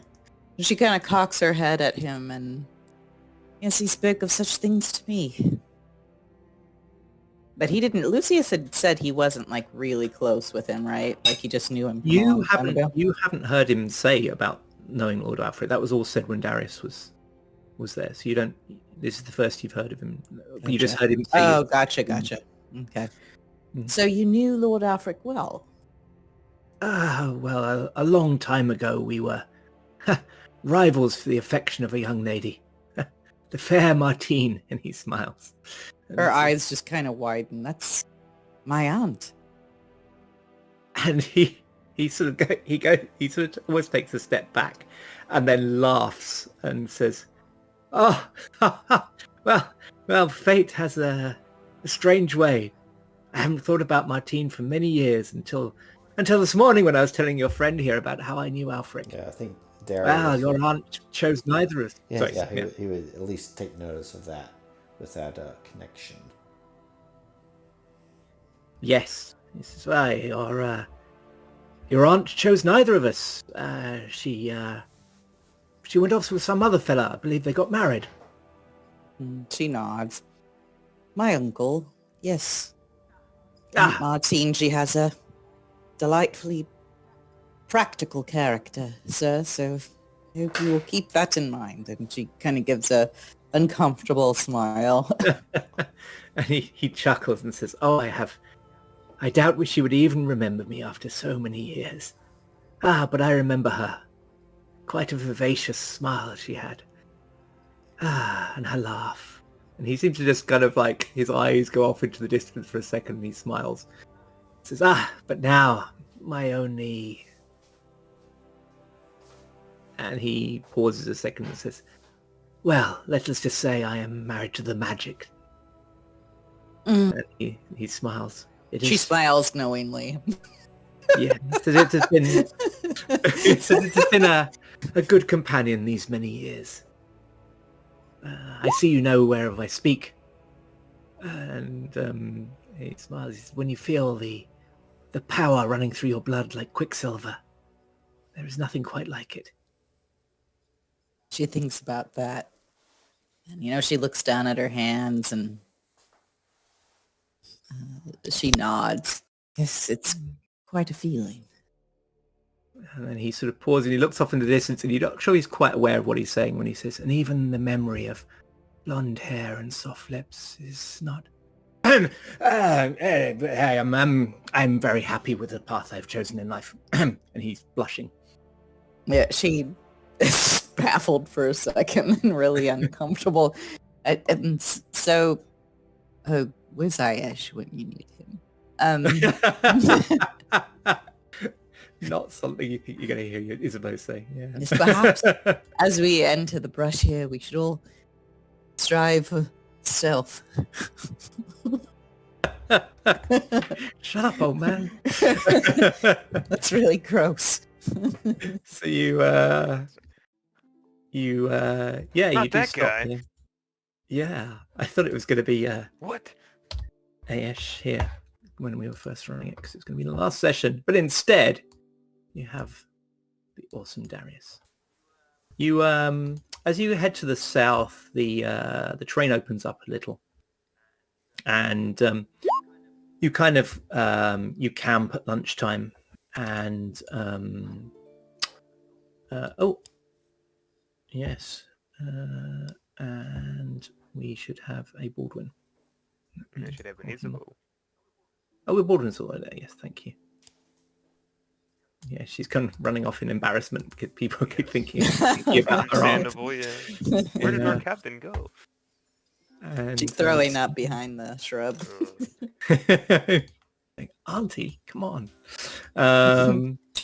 So yes, you are there. You stop for lunch. Solanaran's been very quiet, very very tense. He's constantly kind of scanning the horizon. He's become very businesslike. Anyone who wants though can make an insight check. Sure. Ooh. Okay. Yeah, Darius, you think he's being very businesslike. Isabeau, you think he really doesn't like Dalrend. And possibly Darius too. Dalrend, you think it's a bit. You think those things are true, but you also think that he's been a little bit distracted sometimes. You just don't know the pattern to it. Whereas Baldwin, you do know the pattern. He hasn't been making a big thing about it, but actually every time Lucius has been telling his story, Solanaran's been surreptitiously listening in. So he can hear quite easily. He's not having to earwig, but he's pretending to not be interested, but he's actually taking in every word. He'll make a mental note of it, but it's no There's no nothing great, particularly significant. Yeah, nothing there right now. Does anyone want to do anything at lunchtime? Well, otherwise we'll move on. Eat. That's it. Yeah. Okay. I'd probably check in with Solanaran and see that he's on edge. Yeah. Approach him. He is. He's not too settled even when you're sitting there. And he's kind of watching all around and saying, I don't like this land. It unsettles me. I'm an elf, Baldwin. We are in touch with the forest, with the nature of a place. We can feel the currents of nature, not in a magical way, but we watch the beasts, the plants. We can feel the rhythm of nature. And here, there is still something about this place. Not cursed, I don't think, but there is still... It's too quiet. There should be more animals here. It unsettles me. True, this place has been... It has a long, dark history, and I'm sure that's tainted the land somewhat, but it will heal. It will take time, but I think it can be healed. I think so, perhaps. Darius, Lucius comes over and sits down beside you. He pulls out some dried bacon and offers you some. Some cold bacon rather from this morning. Oh, much thanks. This fare I brought for the road doesn't really keep well, and it's not nearly as tasty. This is I didn't tell the others. Lady Isabeau seemed to want me to end my story. Said, but there is a danger to seeking the sanctum that, well, I'm not sure that Lord Alfric ever took seriously. I've never seen it, but it is said that the forests, the southern part of the Cypress Grove, the great forest of Nightland, is under the sway of a dragon, a great green beast. Darius, Yeah. I'll eat your bacon, but you tell me such things. Why do you come to the scoundrel with such things and not the captain of the auxiliary, but myself? She seems to pay little heed to my tales, and Alfric himself did not believe them, for I had no proof. But I have seen draconians in that forest. I fear they work for the dragon. He thought me a foolish old man. But the stories put a name to it. Named Vergeros, a cunning green beast. And that, to me, the fact that he is... he does not reveal himself, it to me indicates not his absence, but his cunning. But Lord Alfric was right, I have no proof. But you bear it in mind, young man. Perhaps that knowledge will save your life one day. And he pats Darius on the shoulder. Maybe I'm just a worried old man. Too scared to go into the forest myself. You're not a worried old man, Lucius. Darius kind of turns towards him and looks at him and looks at his wizened physique and his red robes, and he just says, "You came here 10 years ago, and you have more than 10 years of experience, and you have just not found what you sought. But why do you come to me? I think you know, because unlike Lady Isabeau, and even unlike our late and dear friend Lord Alfric, I don't require proof, Lucius. Just the promise, just the shadow of hope." And he starts to snap his fingers. "And of riches. And if you can leave me there, old man, I will follow you to the bitter end." And he smiles and he says, "Oh, I am too old to seek it now, but too stubborn to return to Salamnia. I think I will end my days in this land." Darius starts to fumble on his pack for like any loose leaves of paper. Here, write down what you know, like before you die in your sleep. Yeah, he kind of gives you a kind of sketch map that shows Norhold, and then a kind of ruined tower further to the north, and the kind of remains of a castle, and then the edge of the forest, and then a few kind of pretty rough drawings of some notable trees, and then says, "Oh, if you kind of follow a path from this tree to this tree, this one looks like this, then you'll find the arch." And he kind of draws this kind of pointed arch, and says, maybe I won't find it myself, but you'll find it for me, my boy. And he smiles at Darius. "You have the look of a treasure hunter about you, boy." Lucius kind of leans down, or Darius leans down close to Lucius and says, "Well, you've got me right." And you just kind of ask him what we're kind of at camp, right? He'll take care of him, cook him up some bacon and eggs or whatever he wants. Nice. Yeah. So the two of you are getting along quite well. The others of you can see them talking. They seem to be sort of thick as thieves, shall we say. Anyone else want to do anything while you're camped? Otherwise, I'll move on.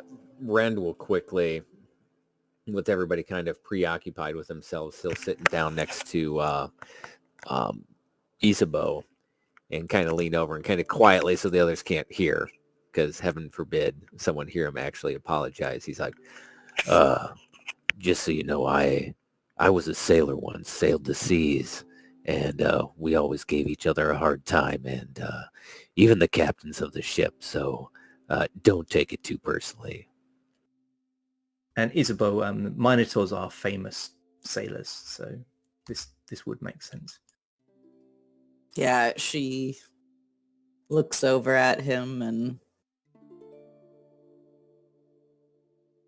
looks him kind of up and down, and a lot of different thoughts go through her head, but she kind of ends with taking a deep breath in and letting it out slow. A little corner of her mouth quirks up.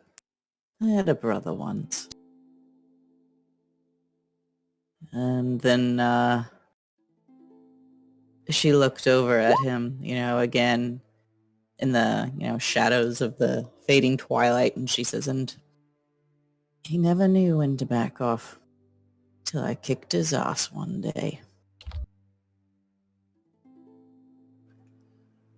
He kind of smiles. He picks up on the past tense of brother and doesn't mention anything, thinking it not really the time, but he kind of goes, I think perhaps I have a ring that's worth a little bit of money that I'd be willing to wager on that someday.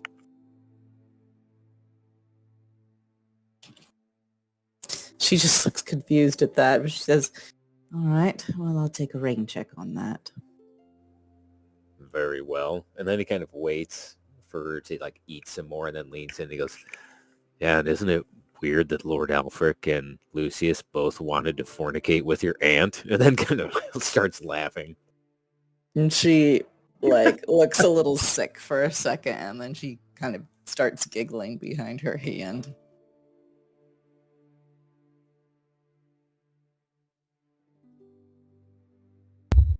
Okay. We're going to move on. Kind of early afternoon, I guess on mid-afternoon actually, because you started almost midday. You find yourself near a something you hadn't seen before, a ruined tower. A building sort of partly intact, but badly damaged looking. It stands on a low rise, and as you near it, Lucius looks towards it and says, "Ah, home." And he smiles and says, "A little secret." He said, "My home doesn't actually look like this. There's one thing we Red Robes specialize in. It is the art of illusion." And he smiles. He said, that tower is less grand than it appears, but it is actually intact. I make my home there, and there will be beds for all of you, or at least blankets and some straw and something I can put down to cushion the hard floor, and a true bed for one of you, I suspect, your ladyship. And he smiles. Your offer of hospitality is quite welcome. And I would welcome the company. I have enjoyed talking to all of you. And he looks across at Darius and says, particularly you, young man. Yes, so if you are unable to reach Norhold by dark, and he kind of looks at the sun, kind of thinks for a second and says, I think that will be the case. Please stop by this way, and I will. My hospitality, such as it is, will be yours. And thank you all for your company. And for an old man who lives alone, I very much appreciate it. And he smiles warmly to all of you. Ispo nods, gives a little bow politely, and I guess we'll Yeah, you move on. head out. Yep. So you move on and through more of this terrain. It's a little rockier, a little scrubby around that area, but soon it opens up, and eventually you reach the river. And the river here isn't too wide. It's late afternoon by the time you reach it, and you do see a settlement to the south of you. Solanaran has led you true, and you have found yourself at the river opposite Starmont here. So you're just on the north side of the river. It's late afternoon, and there's not much actually out and about on the river, but there are a couple of fishermen working on boats moored on the far side. And after a bit of yelling, Solinaran manages to get their attention. And one of them, after a sort of yelled conversation and the offer of some coin, takes his boat across the river to pick up Solinaran. And Solinaran thanks all of you for escorting him this far, says he'll make his way to Garlus, deliver the message, and then return to Norhold. Hopefully with a reply. But yeah, he'll make his own way back. Hopefully Garlus will give him an escort to get back. I'm sorry, did we let him out at Starmount, or did we let him out at Norhold, across from Starmount? You stay on the north side of the river, and the Got it. fisherman takes him across to Starmont. But Okay. that kind of southern bank of the river is relatively And so safe. they think they can get from Starmont to Garlus, no problem. And our job was okay. That's what he thinks. Yeah, and your job was only to see him to Starmont. However, you're also aware it was one of these villages along this kind of that side of the river where some of you were drugged and captured and dragged off into slavery. So it's not perfectly safe, but he's an experienced scout, and you've done what you were ordered to do. You bid him farewell. It's almost like a little a weight comes off the group as he leaves, because he's quiet. He's pretty buttoned up. He obviously is looking down his nose at Dalrend, and I suspect Dalrend's winding him up in various subtle ways. Probably not so subtle, actually. And a little tension lifts off the group as he goes. But as you find that as you're returning north, it becomes pretty clear you're not going to make the outpost. And in fact, you start to doubt whether you're even going to reach Lucius's tower by dark. And sure enough, as the tower comes into sight, it's dusk, and the mist starts rising. What are you going to do? How far away are we? You're about half a mile away. Oh, I'd try to make that. Yeah, I'll try to make it, especially if you have Michael Jackson's Thriller soundtrack. Yeah, exactly. You so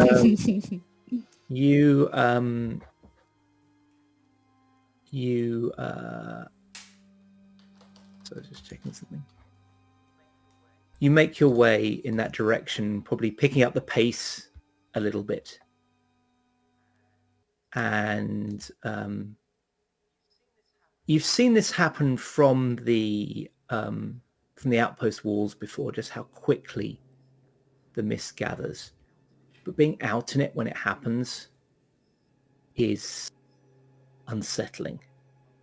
1 minute there's just a light trace of mist, and then 5 minutes later it's rising thickly all around you. You start to feel more tense. The mist restricts vision. It clings damply to your skin, making you feel cold. There's an odd smell on the air, a sort of musty, decayed smell.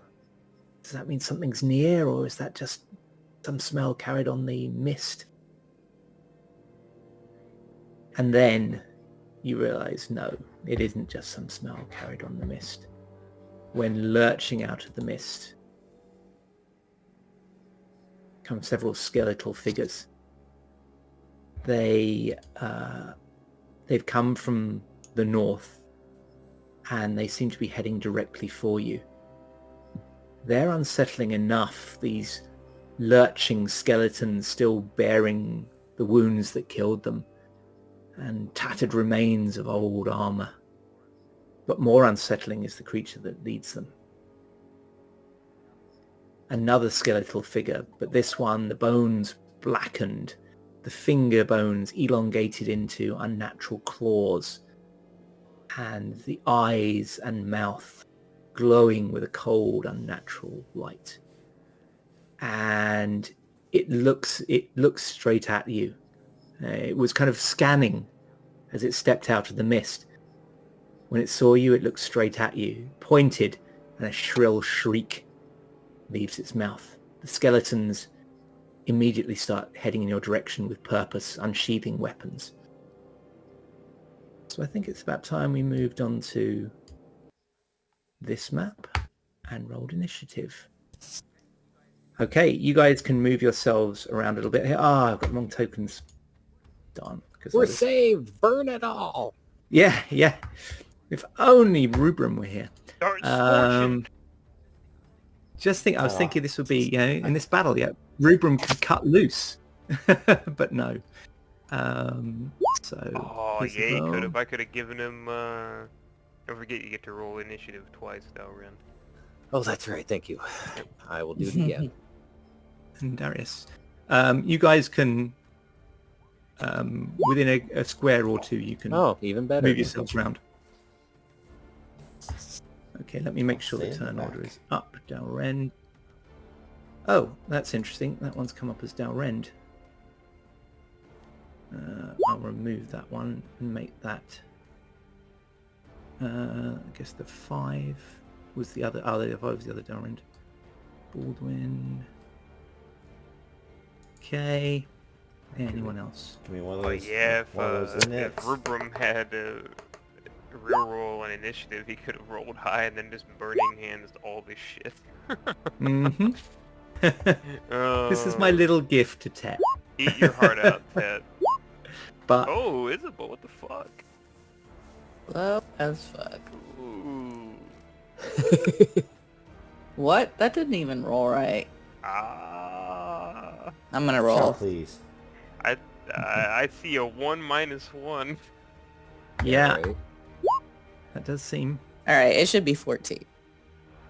Should it though? Should it though? Wasn't the first one a roll of 1 minus 1, like, which yeah. is 0? That's a 0. I think that's a legitimate roll. Isn't it? How convenient. Hey, who Yeah, let Raz in? Who I let honest- Raz in this place? I honestly think that's a 0 slip. Razzling and That's a razzle dazzle. That's a razzle dazzle. She lets out like that 1950s horror scream. Yeah. Ah! Okay. So I'm taking that as a 0. Dalrend, you can go first. Well, he's going to move, let's see here, 25 feet, and then I can still attack. And that's what I'm going to do for Mr. Skeleton. Okay.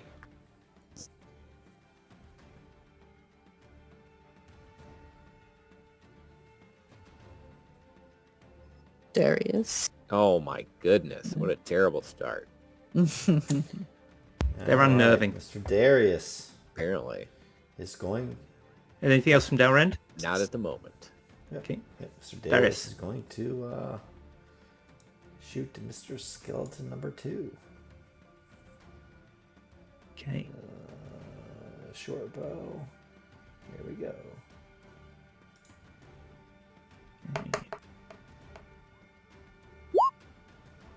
Yeah. Oh, There you well, go. that's a crit. Whoa. Very nice.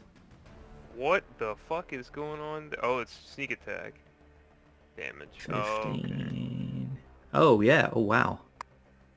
What have we got? 11 damage and 4 critical, I think. Oh, and that's just all over the place. 5 and 5. So I reckon that's 8 piercing and then 10 sneak attack piercing. So that's 18. Wow, you just Oh. one-shotted it. Nice. Yeah, you wanna it's the describe first time that? I've hit anything in this campaign, so yes. So as the mist falls and Dalren dashes into the mist, not to be outdone, Darius finally steels himself, finally sober for once and bright-eyed enough. His elf eyes pierce the gloom, and those two beads of hatral light, that spectral light, flash into existence, and Darius puts a bulge right through its skull. There's a shattering sound and a as the skeleton is no more.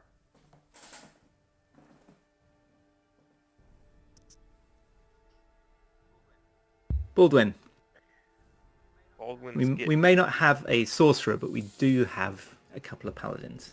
yes. So, Baldwin's getting right in, and I think we'll drop just a nice hand of radiance right through here, and try to hit all 3 of these guys around me.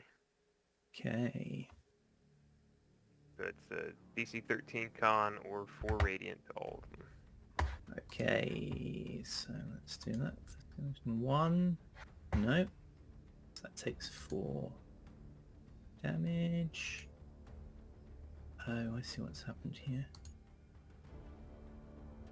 Ugh, darn it. Give me just a second, I have to do something with these.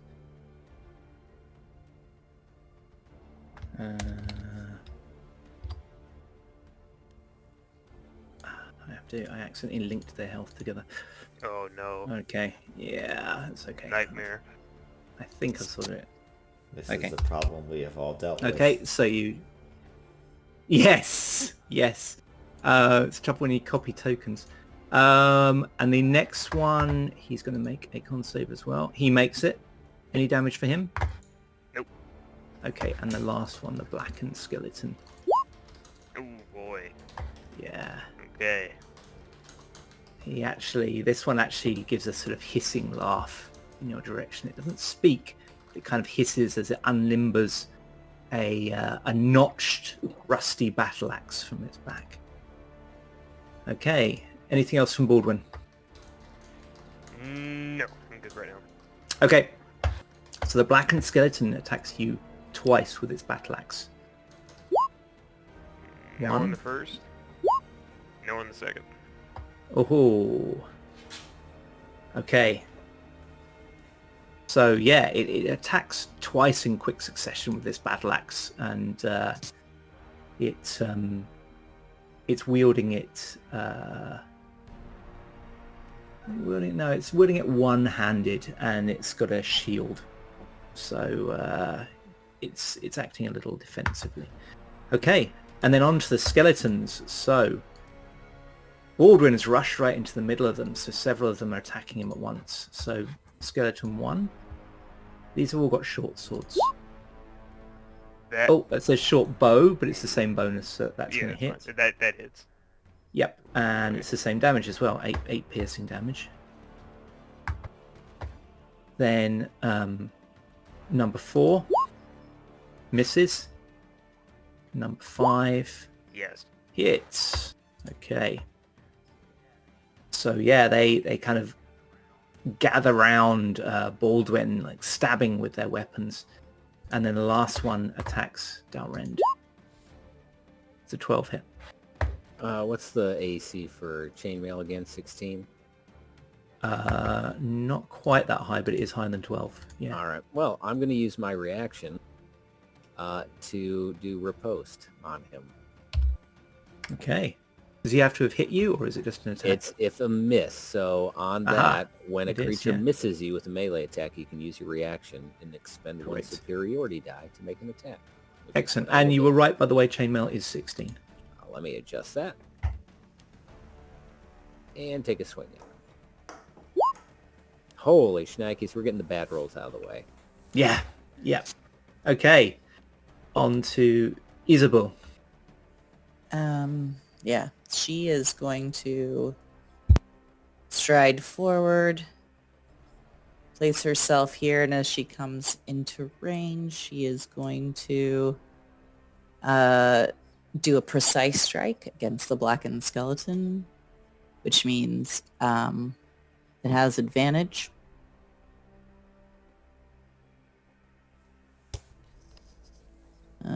I still don't know where on the sheet I click for advantage, so I'm just doing it twice.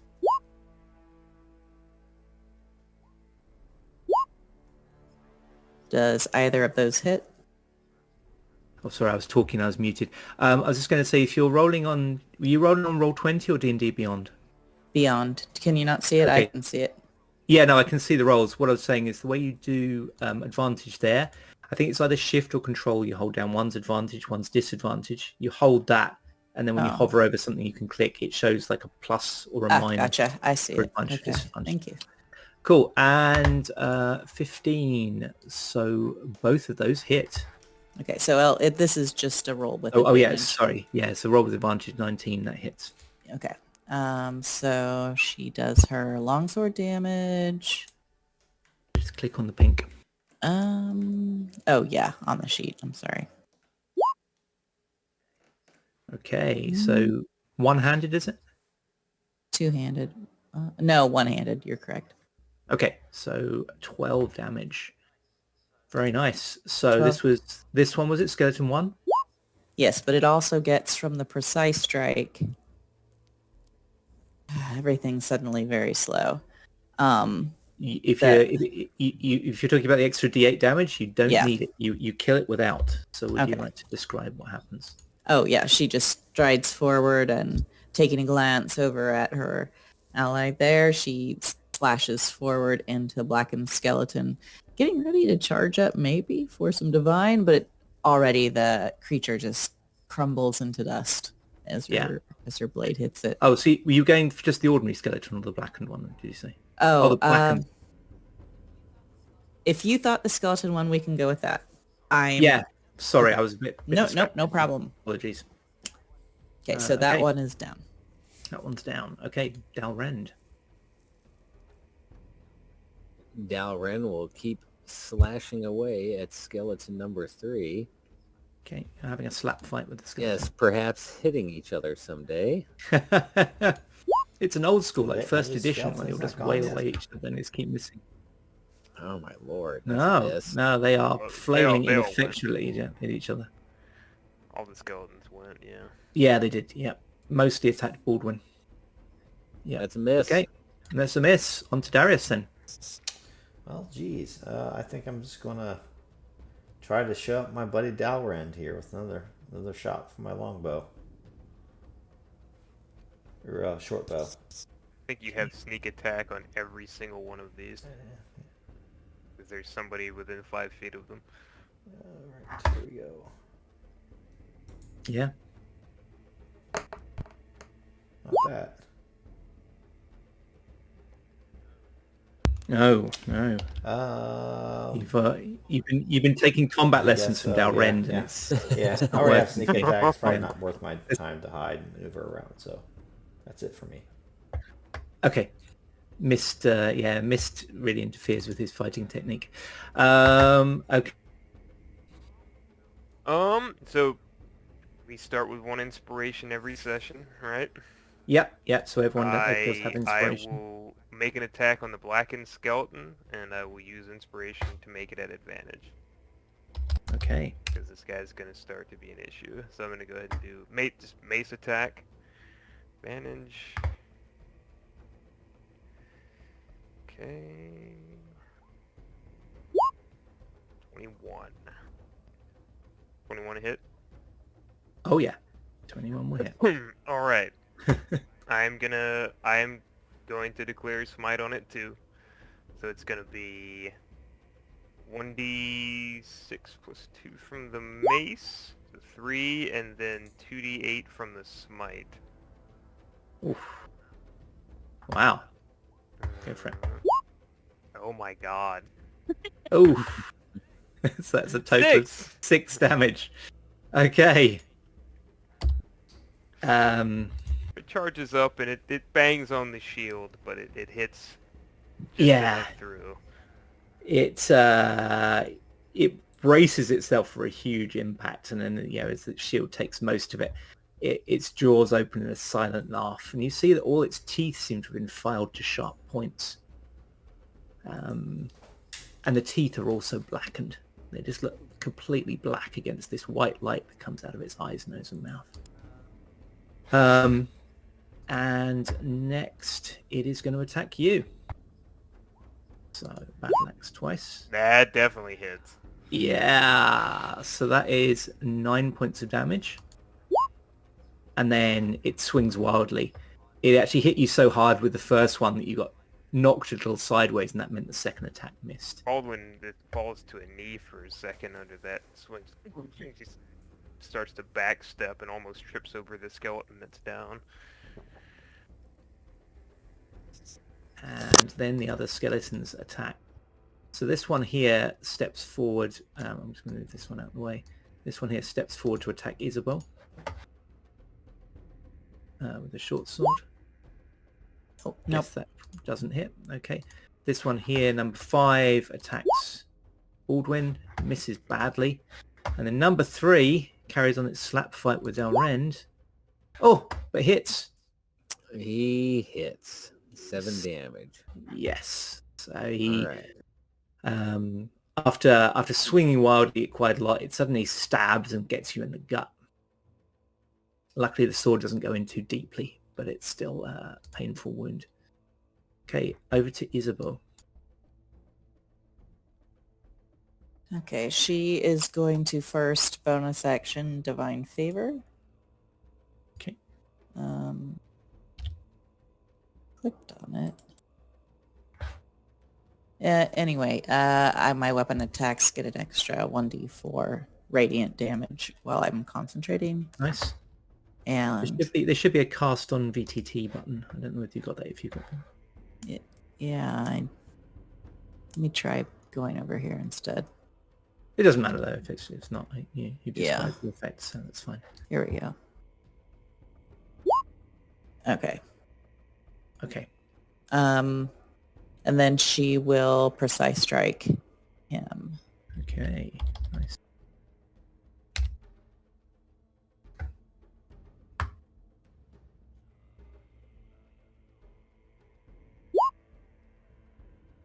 Oh yeah, that's going to hit. So So yeah, that's both an ex- 24s. Interesting. Okay, so roll for damage. Okay. And then there will be an extra 1d8. Nice. So that's 12 so far, plus the d8. One, and then I will also choose to do the divine strike with it, which is Divine strike. free. You Yeah. Yep. remember, I didn't remember it on mine, so it's fine if we don't do it for retroactively. But if the target's undead or a fiend, you get an additional d8. So this is 3d8. Oh, with the yes. first level. Oh, 3d8. Yeah, Okay. thank you. I forgot Thank you. mine. That's a good Well, point. that still sucked, but so 10 plus that's not my 11, 21. That's not bad. That actually hit it really hard. Would you like to describe it? Yeah, she kind of reaches back, having seen Baldwin hit it, thinking this is going to take a little extra. Takes aim as she feels it kind of cleave into something that doesn't feel quite right. She imbues it with some divine energy, and as she strikes into it, there's also kind of a little explosion as bits and pieces fly out from it, but it's still going. Okay. Darius, can you make a perception check, please?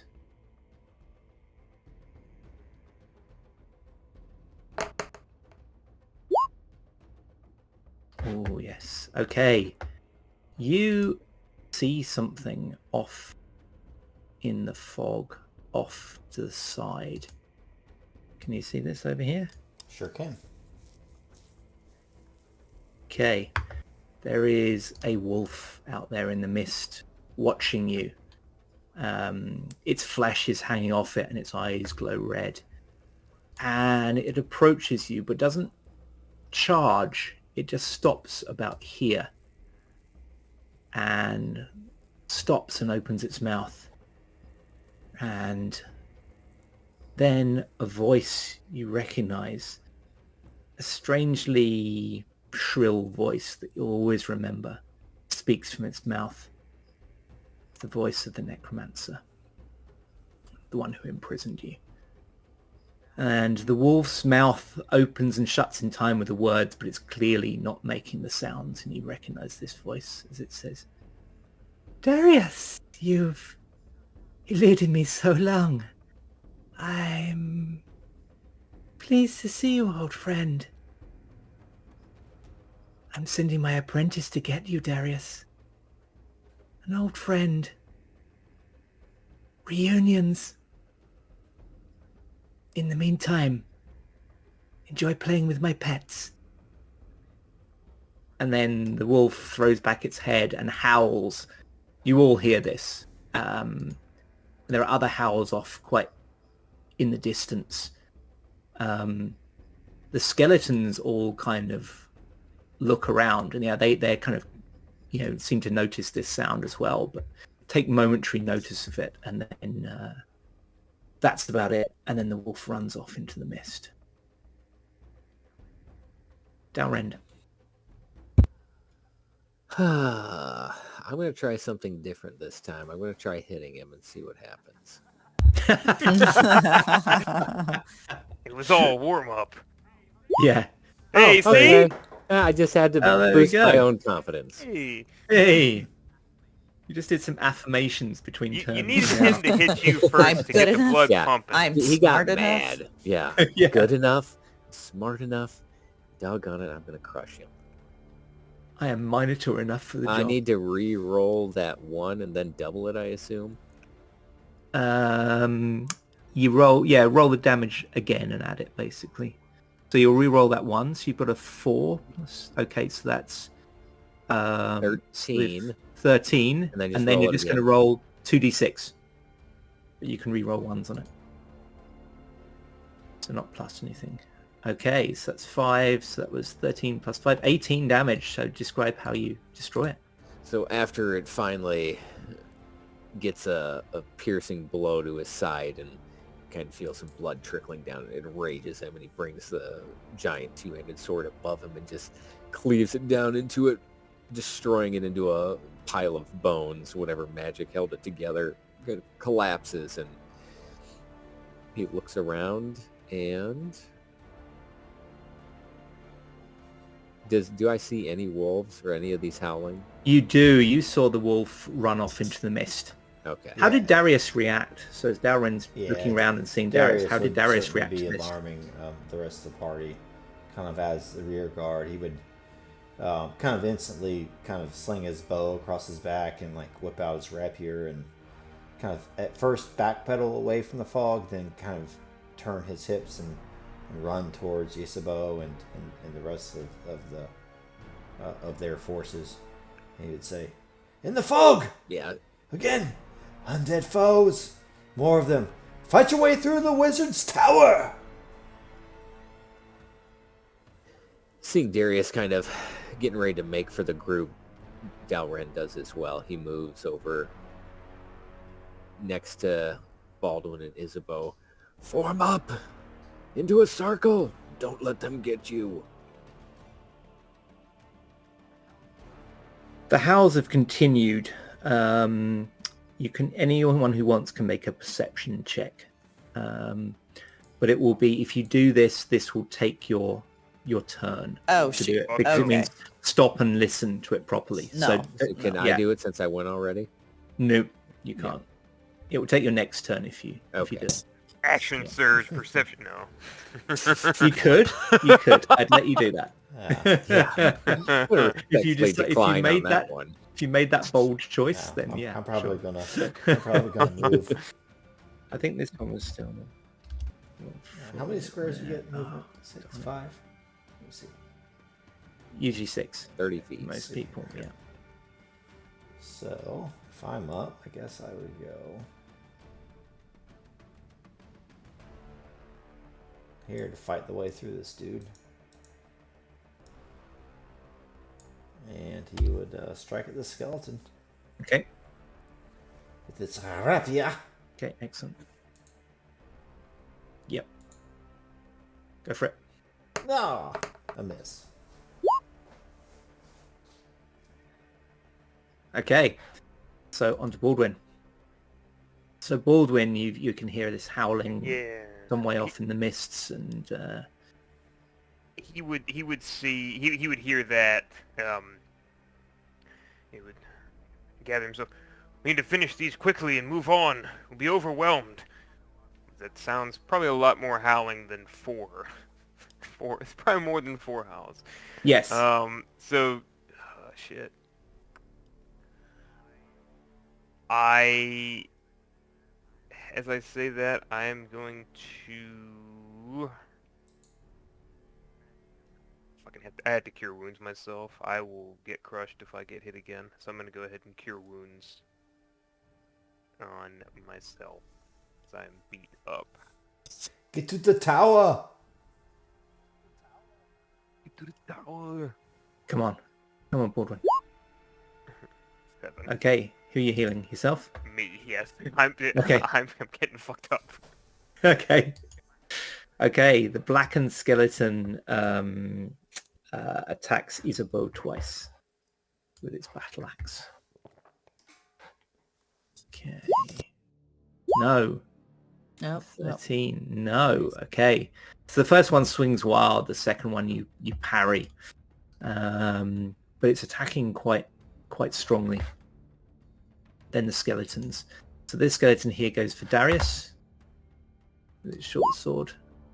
Oh, okay.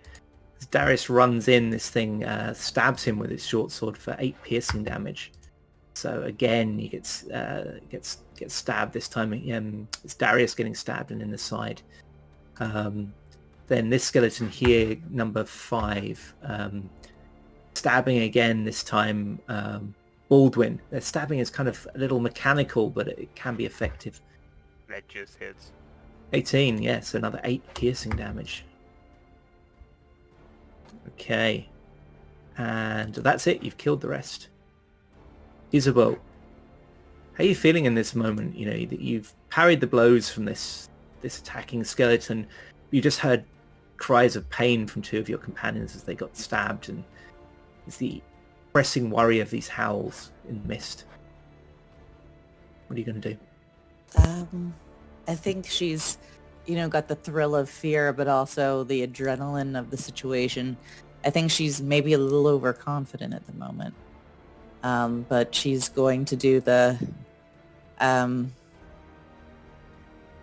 divine favor as the bonus action, which gives her the extra d4 radiant damage.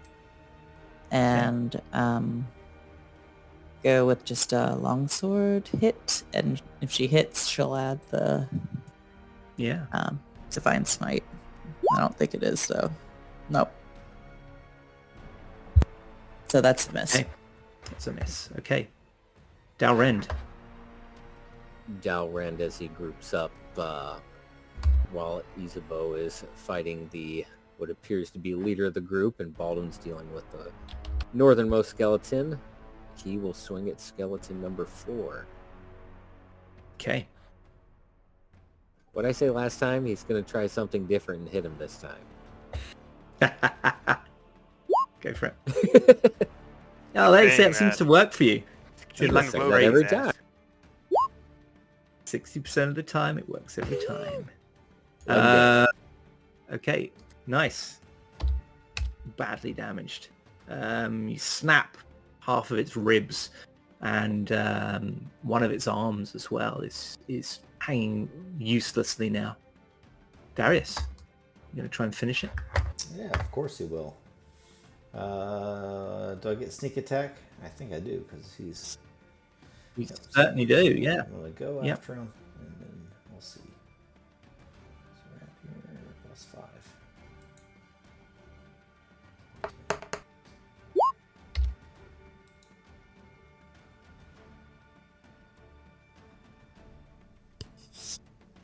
15 damage. It's pretty good. – Okay, nice. Yeah, so Darius kind of, as Dalren swings at the skeleton and nearly finishes him off, Darius does this like kind of somersault, kind of to the side on his flank, and just brings his blade through this Skelly's pelvis and just collapses into a pile of bones.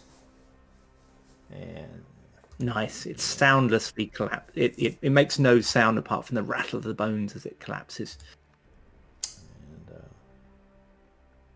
he'll hang out here behind his friend, behind his very big friend.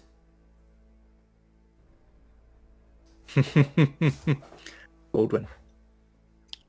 Alright, no more cure wounds. If I get hit again, I go down anyway. So, hand of Baldwin just covered in blood, been stabbed 4 times now, just not looking great. Hand of Radiance again, just hoping and praying to Mishikal. So, will it be enough? 13. Okay, so the 13 skeleton. Or DC 13 con save. So. Skeleton first of all. No. And the blackened skeleton. No. They don't Neither of them are injured. That's my turn. Yeah, it's almost like the white light from Baldwin meets a sort of crawling dark radiance coming out of the blackened skeleton. The power of your god of light, goddess of light, meeting the power of their god of darkness. Old foes. The blackened skeleton attacks Isabeau twice. No, actually, it's going to attack Baldwin once and Isabeau once. So Baldwin once. 15. That does not hit. Okay, and then Isabeau. 18. It would hit, except I'm going to use reaction And shield. shield. Yeah. Okay, nice. And then these are undeads. They're fighting until destroyed, but the other skeleton is attacking Baldwin. Nope. Oh, and he desperately parries the blow. Isabeau. Same as before. She's gonna do the bonus action, divine favor.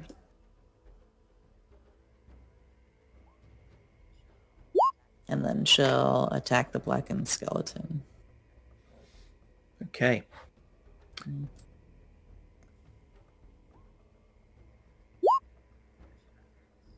Okay, that hits.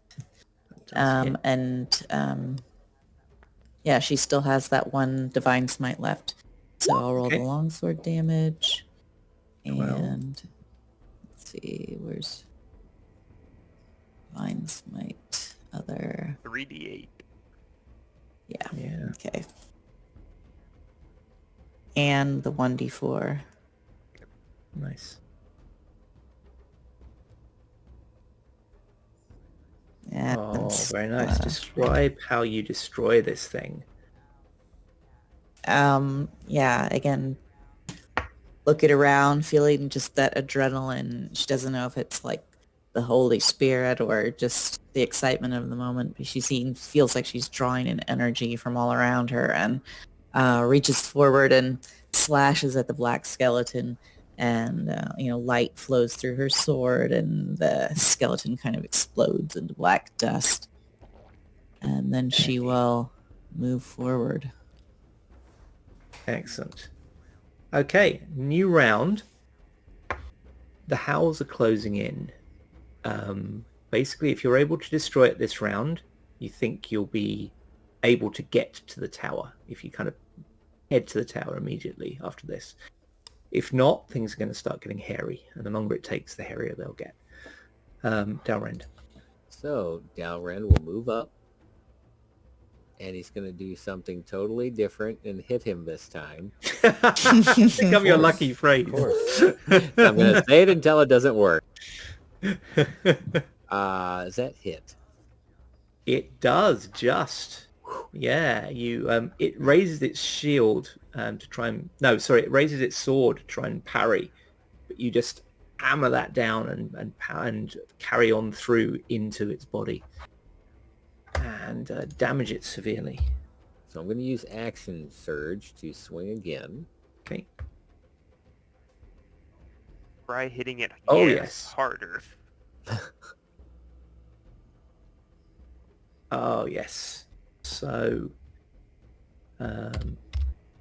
you destroy it. Tell me how Yeah. that looks. He swings down, and the bones go flying and kind of uses the momentum to swing it back up in this kind of semicircle and brings it back up through the body, exploding into bone fragments as it collapses, the last of the skeletons being defeated. And he kind of looks at the group. Run! And as he says that, you hear a howl chillingly close. And these howls, I've mentioned it before, they don't sound like a natural wolf howl. They sound... They have almost pain and fear, just almost of the creature itself. Like you can hear the torment of a trapped soul in its howl. And they are seeming very close now. You run and head for this tower. As you head up the steps, you're heading higher, so you feel that the mist should be thinning, but no, it seems to just be getting thicker because the night is coming on faster than you're climbing. And the howls seem so close behind you, you feel like you should feel teeth any second. So many howls. 10 more? And the unnatural edge of these howls is really putting your nerves on edge.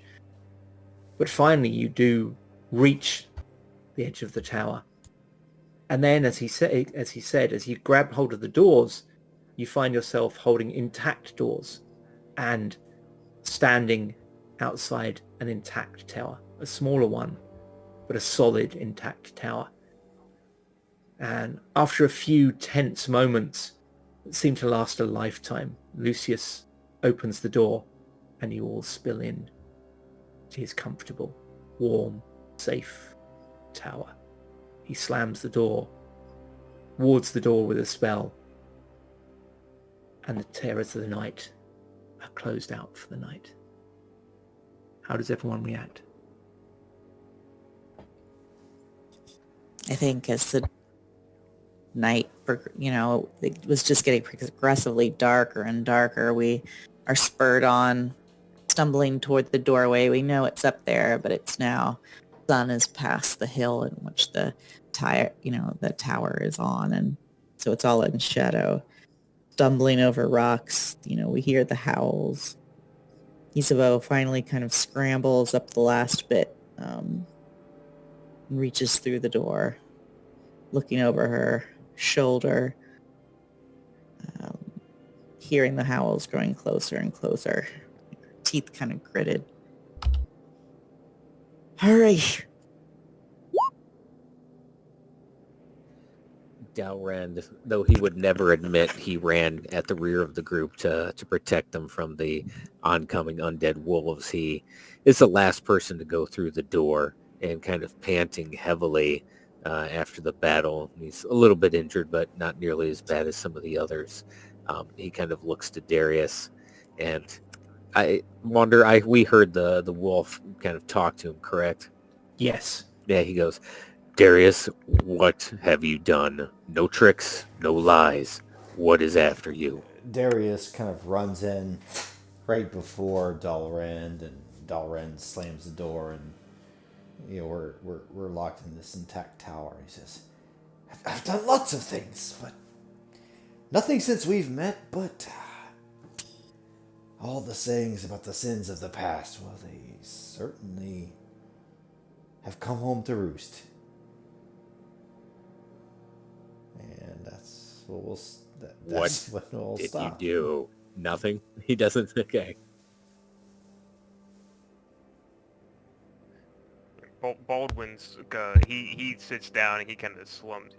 He's bleeding all over this poor wizard's floor, and he's sitting there. He looks to Darius. That wolf that spoke with that voice, the one who raised them. They know you. What have you done? wrought someone of such power upon this place?